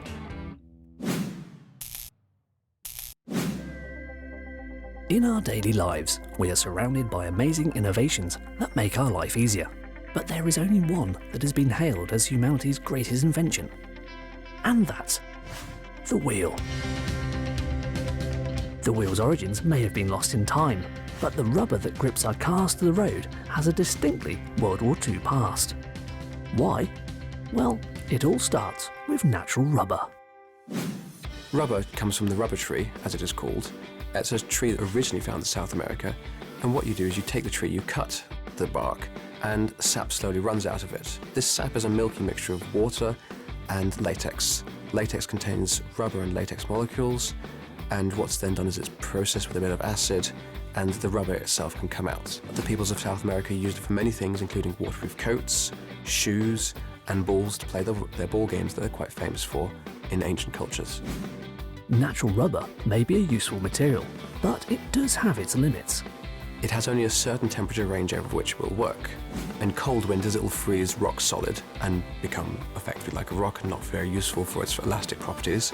When it gets too warm, it will melt, which obviously doesn't work very well if you're trying to use it as a tire in a hot country. In 1839, Charles Goodyear accidentally stumbled on a way to improve natural rubber's versatility, called vulcanization.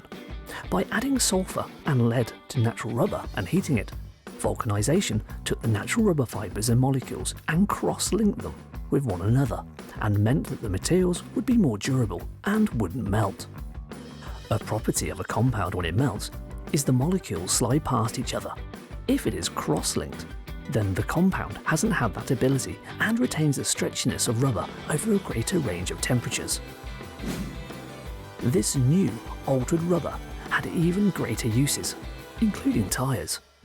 Rubber is used in car tyres because most road surfaces are not uniform. They're not flat, you've got bumps, you've got potholes. Rubber is great because it's flexible, it can conform to whatever it's put on, and this conformity, as well as having pressurized tyres, allows rubber tyres to go over most surfaces. You go over a rock, it'll deform to go around the rock and still grip on the rock, but then as soon as you pass the rock, the tyre will return to its normal shape. So what's happening here is the rubber is in contact and you have a force of friction. The force of friction is directly proportional to the weight of the car or the vehicle on the road. So the world went crazy for rubber tyres. But what is the World War II connection? Well, the limited geographical spread of the world's rubber tree plantations meant that when the Japanese invaded Southeast Asia in 1941, the majority of the world's rubber production was under their rule. With the US entry into the war, their armed forces required vast amounts of rubber to take the fight to the Japanese. With their natural rubber stocks dwindling, synthetic rubber seemed like the only solution. Invented in 1879, this was the first time that synthetic or man-made rubber would be produced on an epic industrial scale. So during World War II, the Japanese started taking over the plantations in Southeast Asia, and that constrained the world's supply of rubber. The US was entering the war and it needed supplies of rubber in order to man the battleships, the destroyers, and everything in parts of the munitions in the war effort. The problem was they had 1 million tons worth of rubber and were going through it at a rate of about 600,000 tons per year, so a year and a half supply at most. They formed a rubber reserve committee so that all scraps of rubber could be taken in and recycled and remanufactured and reused. About 3 years later, towards the end of the war, they'd worked out enough factories to produce 70,000 tons per month instead of 231 tons per year. And this obviously greatly increased the ability for the US to help the Allies to fight the war. Synthetic rubber was going to keep the US war machine moving during the dark days of the early 1940s. But what was the chemical alchemy behind this war-winning technology? Synthetic rubber was originally developed by William Tilden in 1879. He worked out that he could take isoprene and polymerize it. Later on it was discovered that adding sodium to the mixture you could increase the polymerization and thus produce synthetic rubber quite quickly.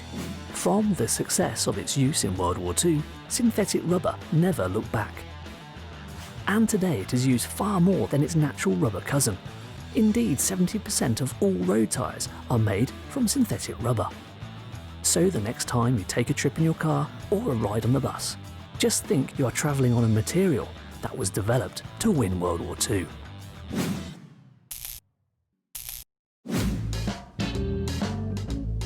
Synthetic rubber may be a fantastic invention, but the forces acting on car tyres made with this wonder material are even more impressive. To begin, our intrepid tester takes 2 of his favourite shopping catalogues and begins to interweave their pages. The experiment will work best if you use 2 soft-backed catalogues and try and sandwich as many pages as you can, although a few pages at a time will still give you a result. sometime later, and the two weighty tomes have most of their pages resting in between each other. Now then, try pulling them apart. Not so easy, is it? And it is all because of friction. Friction is the force that opposes motion when two surfaces come into contact. Place a sheet of paper on top of another, and it is easy to slide them apart. But when you have hundreds of pages all acting together, then the force is immense, and there is no superglue in sight. So, how much force is needed to prise the two books apart? I think this calls for a build. The materials: wood, weights, metal wire, pulleys, clamps, and an assortment of screws. Taking a trestle, our tester constructs a rig which will allow weights to be suspended from each book, so we can find out how much weight will make the books slip apart. Let's see if we can beat Mother Nature's friction. Gradually, our tester adds the weights. The wires go taut under the strain, but the books refuse to budge. How much weight can the pages take? Well, quite a bit actually. In the end, our tester is defeated. With just under 70 kilograms, or the average weight of a woman, trying to pull the two books apart, we've had to halt the experiment as our rig threatens to break under the testing conditions. And our conclusion? It seems you underestimate the power of friction at your peril.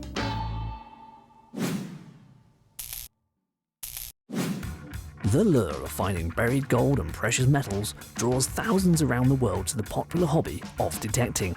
Detectorists, as they are called today, have found fabulous hoards of golden sword parts or Roman-aged coins, but these treasures have sat undetected for centuries due to no accurate method of searching being available. All that was to change, however, in 1919 with the construction of a practical metal detector. The science behind this invention consists of two electromagnetic coils. In your metal detector, you're sending an electrical current through the sender coil. The changing of that electrical current creates a changing magnetic field, a magnetic pulse in the detector. This pulse goes into the ground, and where it is picked up by a metal object, the changing magnetic pulse causes a current to be generated in the metal. And that current then generates, in turn, a magnetic response that your metal detector is now picking up through the receiver coil. And that then, in turn, generates a changing current in a metal detector that is used to signal that you have found an object in the ground.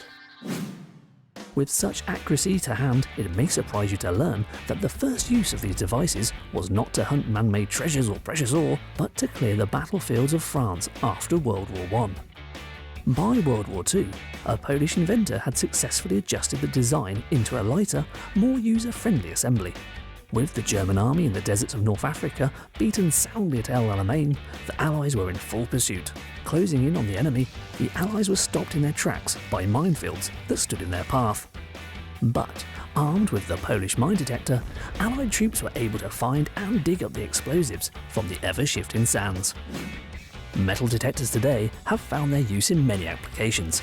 They play their part in the war on terror by scanning passengers for hidden weapons at airports, and were widely used in the recent conflicts in Iraq and Afghanistan. Of course, metal detectors aren't just used for security and war. Another interesting use is the local Dallas Aquarium.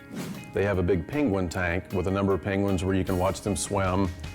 And as it would be, people invariably want to throw things into the water. The penguins will ingest these things. So the zoo there will actually take those penguins and line them up and scan their little bodies with the hand scanner to see if anything's in their bellies. And they found quite a few metallic objects the penguins have ingested that might have otherwise killed them if they were not removed quickly. As the technology behind these detectors improves, it's increasingly likely the Earth will give up more of its metal treasures, buried for millennia. Today, one of the leading producers of metal detectors can be found in Texas, Garrett Metal Detectors.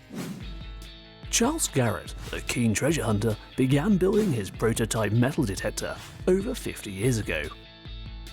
There was one night that my mother came in, Eleanor Garrett, and said to my dad, "Charles, let's put it on the market or forget it." So at that point, Garrett Metal Detectors begun. Still very much a family-run business today, Garrett has grown into one of the leading metal detector producers in the world. The production process begins with magnetic modelling in computer software. This helps the engineers to monitor the detector's performance and design the style and shape of the all-important detection coil. The plastic casing of the metal detector is then designed using computer-aided design or CAD software. This software allows the engineer to look at the stress patterns of the plastic and therefore produce the most durable, functional and ergonomic design possible. The component parts, connecting wires and other elements of the circuit board are then mapped out on a computer. Once this is done, it is then time to put the electrical components onto the circuit board. Firstly, the solder paste is printed onto the circuit board, ready for the board to be moved onto the pick and place machine. The many different components that make up the metal detector's circuit board are picked from a reel by a high-speed pick and place machine and places them onto the board. Using automated processes such as these allows for a combination of extremely high accuracy, as well as fast production of the circuit boards. The boards are then placed through a reflow oven, in which the solder paste is heated and therefore fuses it to the components and the board, allowing it all to be held in place. Metal detectors have been around for a long time, but their evolution has really paralleled the evolution of electronic circuitry. Roll up to today where we use the most sophisticated microprocessors and digital signal processing, low cost, low weight, low power components to really put a tremendous amount of processing power in a small package.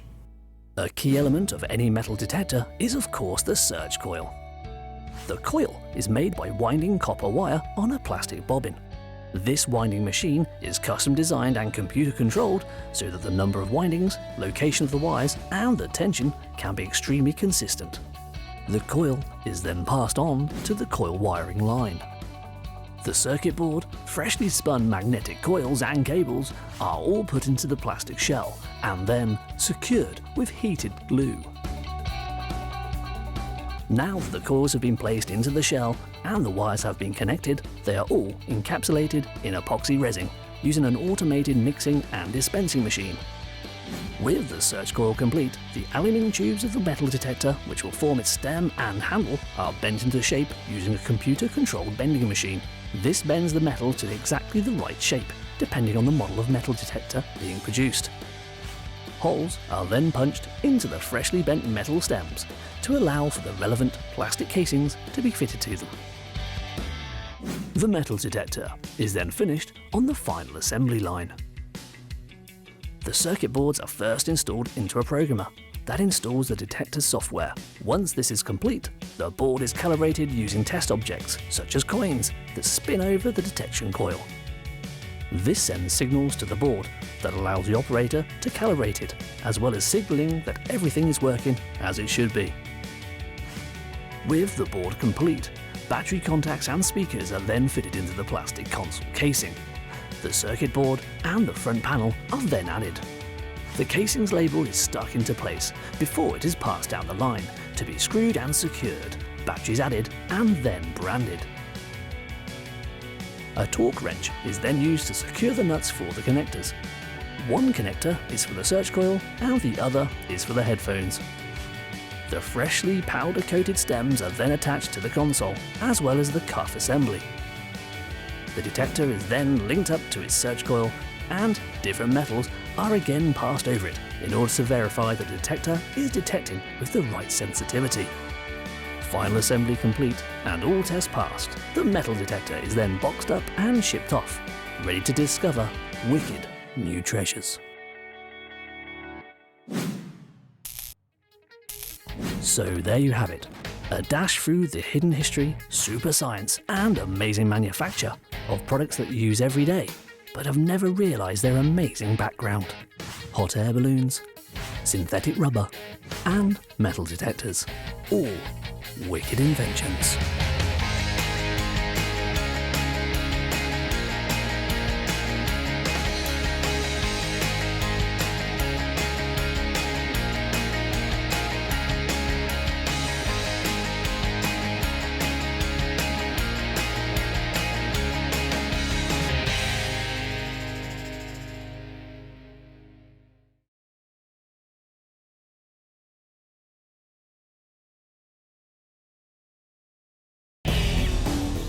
race to win wars and explore the stars, have created some of the most fantastic products ever designed, and we use them every day, unaware of their amazing origins. On Wicked Inventions. Radio. Why World War I helped kickstart our love of listening to the radio. Silly Putty. How a wartime search for synthetic rubber led to the discovery of a children's favourite. The Jerry Can. A World War II German design classic that was so good even their enemies started using it. We reveal the amazing science and manufacture behind these wicked inventions.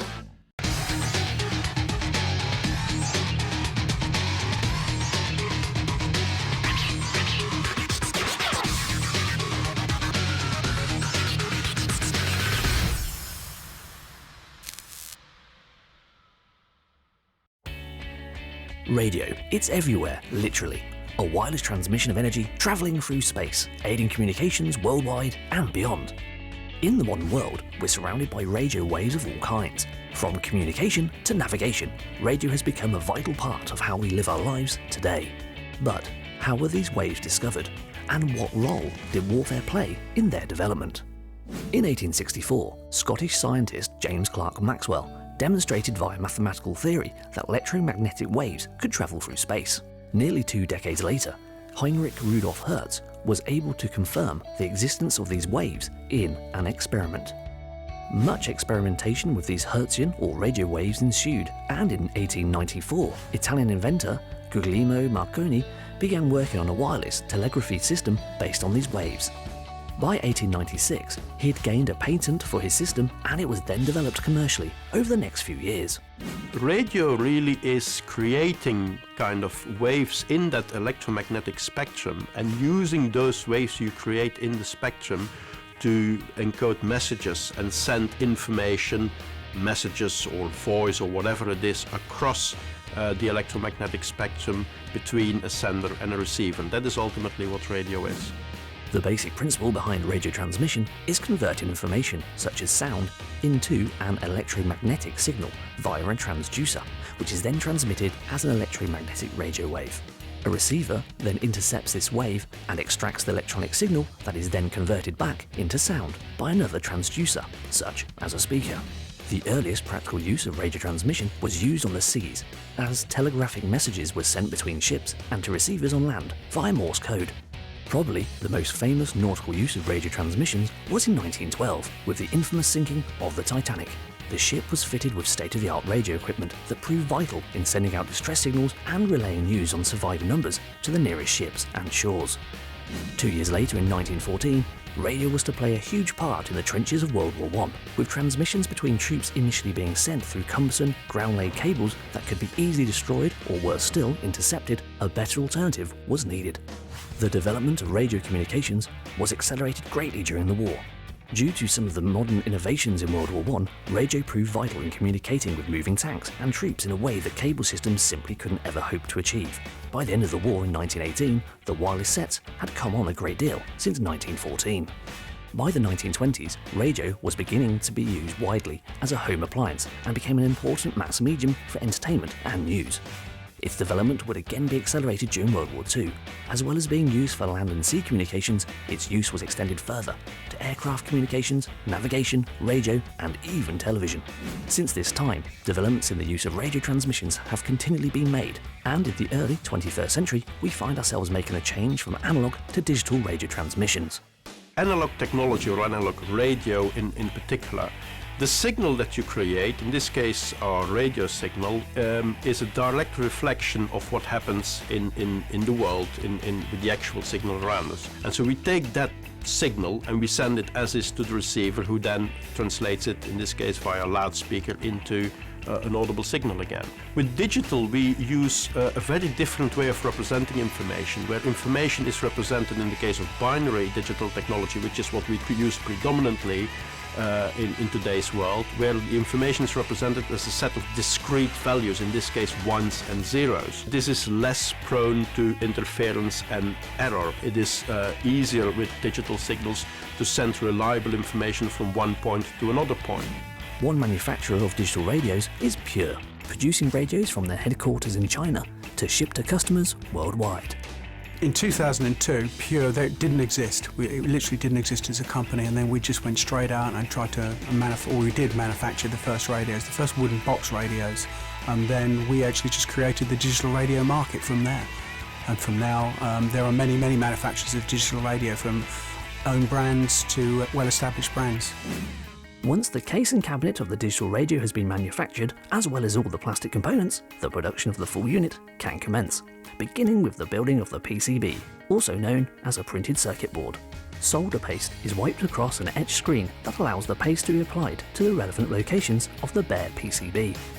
The boards are then moved into a pick-and-place machine, where components are picked from reels and placed into the appropriate position.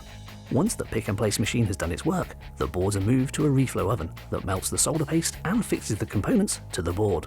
Each of the connections uses a copper trace to connect between them, a copper track that's the width of a human hair, which is about 0.1 millimetre. So when this is complete and it's been fully soldered and manufactured, they've got to be tested. So it then moves on to an automatic optical testing machine, and that will robotically test with a visual system every single component on that product. So it will check, one, that it's present, and two, that it's soldered down correctly. It then moves to another checking system that will simulate being inside a radio. You don't want to build it into the radio if it doesn't actually work. Even though all the components have been placed correctly, there might be a problem with the component. So this test station, it injects RF signals, it injects audio signals into the printed circuit board, and we look at the output and see whether it's within set limits. If it's within those limits, we know that it will be good when it goes into the final radio. The rest of the process in the production of a pure digital radio is all by hand, ensuring meticulous quality control. The workers assemble all of the pre-made components together on a production line in order to construct the final unit. All of the electronic components of the radio are interconnected via cables, such as the PCBs, the OLED display, and the loudspeaker. These are then fixed into place, and the mechanical parts are screwed in.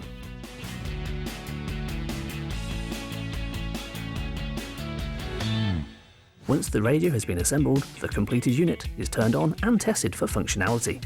This includes testing that a signal is being picked up by the signal generator in the factory, the audio is working, and the display is functioning in the correct manner.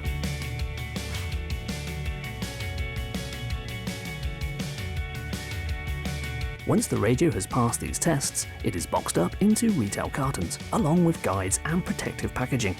The pure radio is then ready to be enjoyed by consumers, primed to pick up radio signals from across the globe.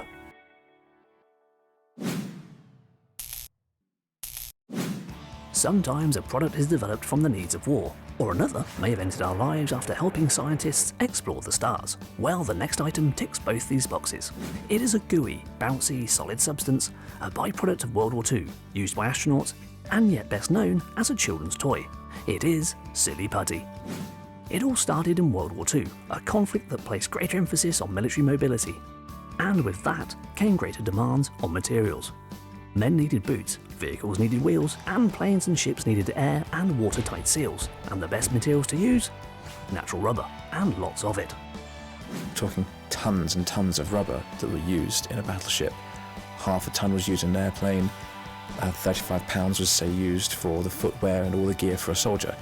If you're supplying an army that's 100,000 strong, you suddenly need a lot of rubber and you need it fast because it's used in a harsh environment where it may wear out quite quickly. The problem for America as they entered the war in 1941 was that their enemy, Japan, controlled most of the world's natural rubber plantations in the wake of their successful invasion of Southeast Asia.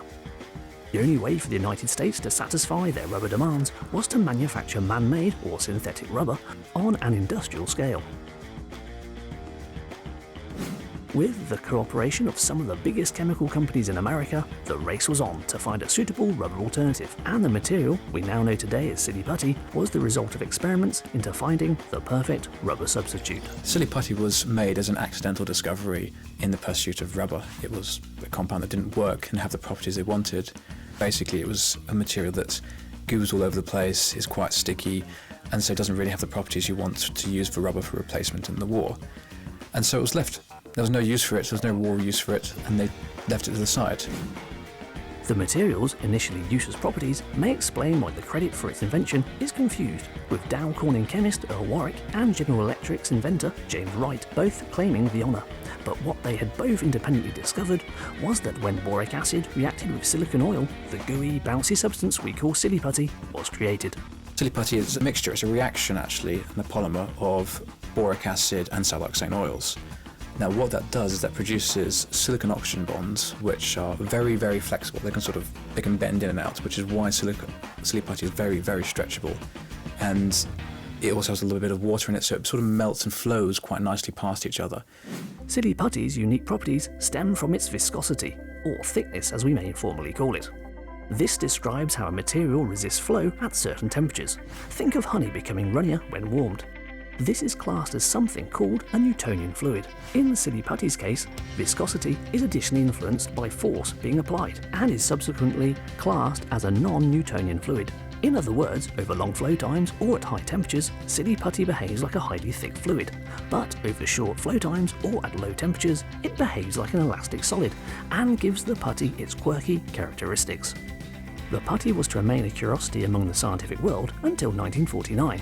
When toy store owner Ruth Forgatter came across the fun material and enlisted the help of marketing consultant Peter Hodgson to unleash the product's commercial potential. So Peter Hodgson, the marketing consultant for the product, took out a loan of $147 to buy some additional product to try and package it up and sell it, and he renamed it then Silly Putty. It wasn't known as that beforehand. A bit later in the year, in 1950, there was a magazine article, and during that magazine article it talked about it, said what it was wonderful for, and the next 3 days he sold 250,000 of them at $1 a piece. If you pull it so, it'll go forever, like taffy. But if you give it a sharp tug, it'll break like a biscuit. And remember, nothing else is Silly Putty. Even a brush with financial ruin caused by a silicon embargo during the Korean War in the 1950s couldn't stop the toy's success, and an estimated 300 million eggs, or 4,000 tons, have been sold since then. And the space connection? In 1968, the Apollo 8 missions became the first manned spacecraft to leave the Earth's orbit, reach the Moon's orbit, and return safely, and Silly Putty was put to valuable use on board. Silly Putty was used in space to stick things in place. It's a nice flexible material. Under the influence of gravity in our house, it'll fall and just kind of become a goo. But in space, because there's not much gravity, or very, very little in a spacecraft, it'll just stick wherever you put it and hold whatever you want in place. And so NASA used it for putting tools in their place. You could stick it to a wall, you could stick it where it's handy. It was quite a convenient use of a modern, at that time, toy. And that's what a lot of NASA does. They take a product that's already used and repurpose it, and then sometimes it finds a way back into civilian life. But this time this was civilian life finding its way into NASA very usefully. So, a material created during World War II, used in space and played with throughout the world. Silly Putty. Truly a wicked invention.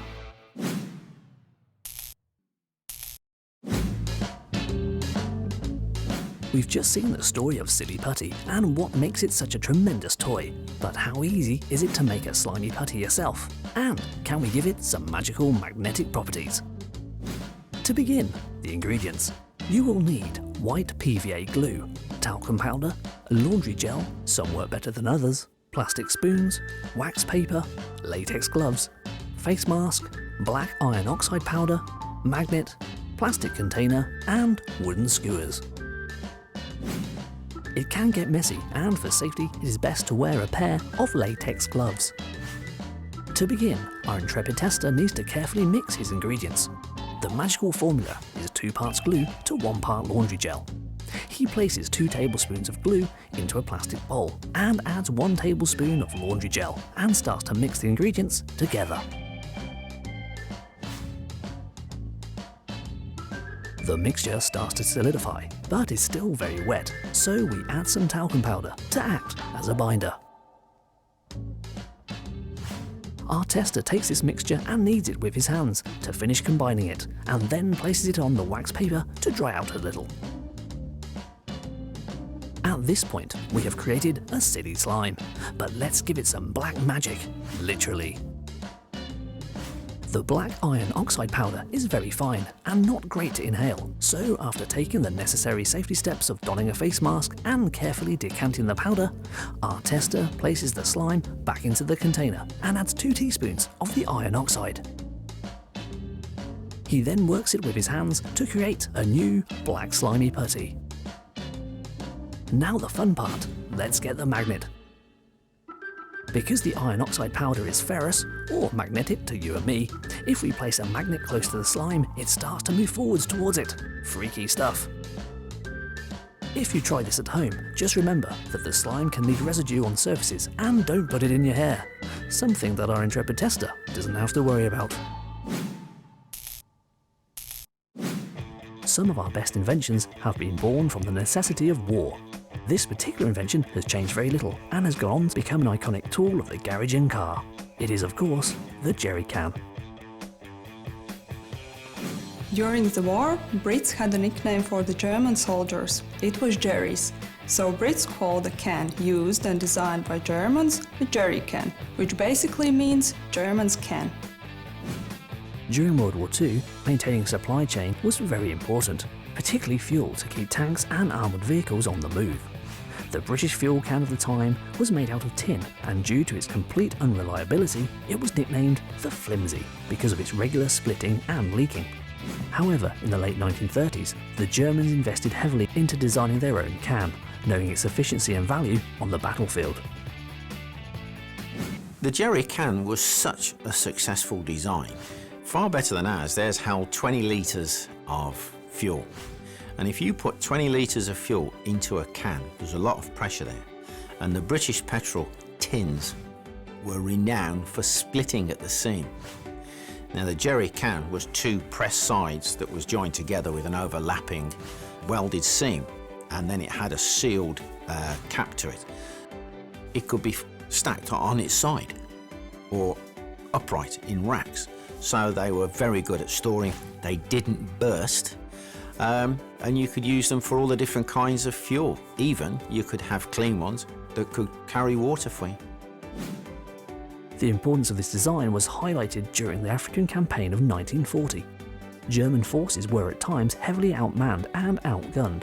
Their supplies coming to Africa were also being intercepted more often than not. Yet what fuel supplies they did have appeared safe in the jerry can and could be transported, reused and stored with ease. The Germans' efficiency with what little supplies they had led to the Allied forces making daring missions on German-held fuel depots to either destroy or often steal the infamous jerry can. It wasn't long before entire British divisions were equipped with jerry cans, ditching their own flimsies, which were reported to have cost the Allies 25% of their fuel in leakages alone. Both the British and the Americans, the Allied forces, copied the Germans. Whenever we captured a German fuel dump, we didn't blow it up, we pinched all their tins. And then, of course, we manufactured them ourselves. You can still buy them to this very day. In fact, I've got one in my garden shed. Jerry cans, it's a fantastic design. They've simply kept it. The jerry can is still hugely popular today. It has become an essential tool for the general public and the military. The Latvian manufacturer Valpro have been making these cans for many NATO armies around the world. It has been produced at the Valpro steel plant in Latvia since 1959, and they have made an estimated 30 million cans in that time. Valpro is a metalworking company that is specialized in production of jerry cans that are made out of steel.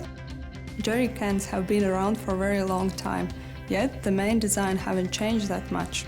There are some small things that have been changed, for instance, the approaches and techniques for the coating, for the welding and others. Made from strong treated steel, the first stage is the cutting of the can's shell. Once cut, the sides are sent for stamping, where grease is added before they are pressed into shape, forming the sides of the can. The excess steel is quickly cut away by guillotine, before the next machine is used to tidy the edges of the sides by crimping them. This cleaner edge is helpful for welding and helps keep the can airtight. A hole is cut into one side for the neck, then it's time for cleaning and degreasing. When comparing the can that was invented in 1936 with the can that we have now around, there are other differences. Also in the sizes, we have 10-liter cans and 5-liter cans as well. The nozzle of the can is made from 3 separate pieces, which are all cut from this 8-stage press machine. It cuts each part out individually from a sheet of steel, and once cut, they are individually checked by hand before being sent for spot welding. Spot welding is where 2 copper electrodes pass a current through the metal that is strong enough to weld it together in seconds. Here, the nozzle cap, breathing channel and special bayonet locks are welded and date stamped.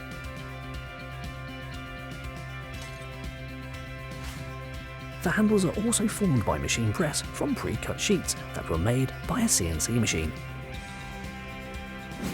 Our company is producing jerry cans since 1959, that is for civilian use, and also military jerry cans since 2000. So during this period of time, company has produced almost 30 million jerry cans. And in this total sum, it's also almost 1 million for different NATO armies. Once the side panels have been cleaned, it's time for the main process of production. The neck of the can is welded into place, along with the breathing channel that is welded into the inside of the can. This unique inclusion on the inside of the can enables glug and splash-free pouring by creating an air pocket. Both sides of the can finally meet and are pressed together by machine before being sent down a track where they are put through full-body welding. Using a combination of arc and mag welding, the 2 sides are firmly bonded together.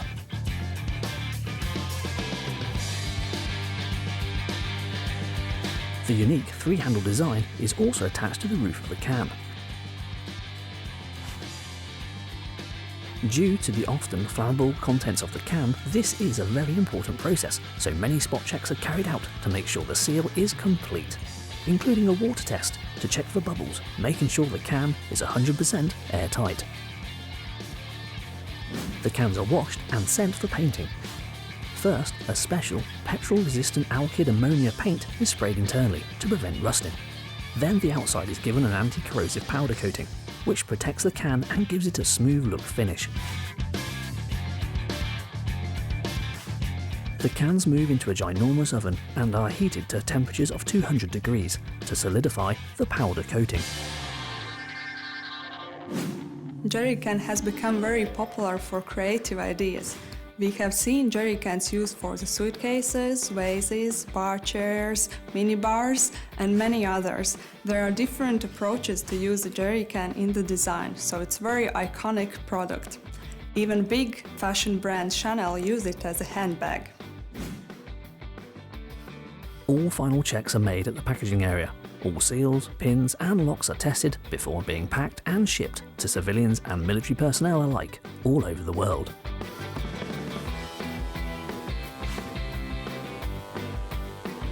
Maybe jerry can seems very simple product, yet it requires 80 different operations to produce one single jerry can. The jerry can, truly a wicked invention. So there you have it, a dash through the hidden history, super science and amazing manufacture of products that you use every day, but have never realised their amazing background. Radio, Silly Putty and the jerry can, all wicked inventions.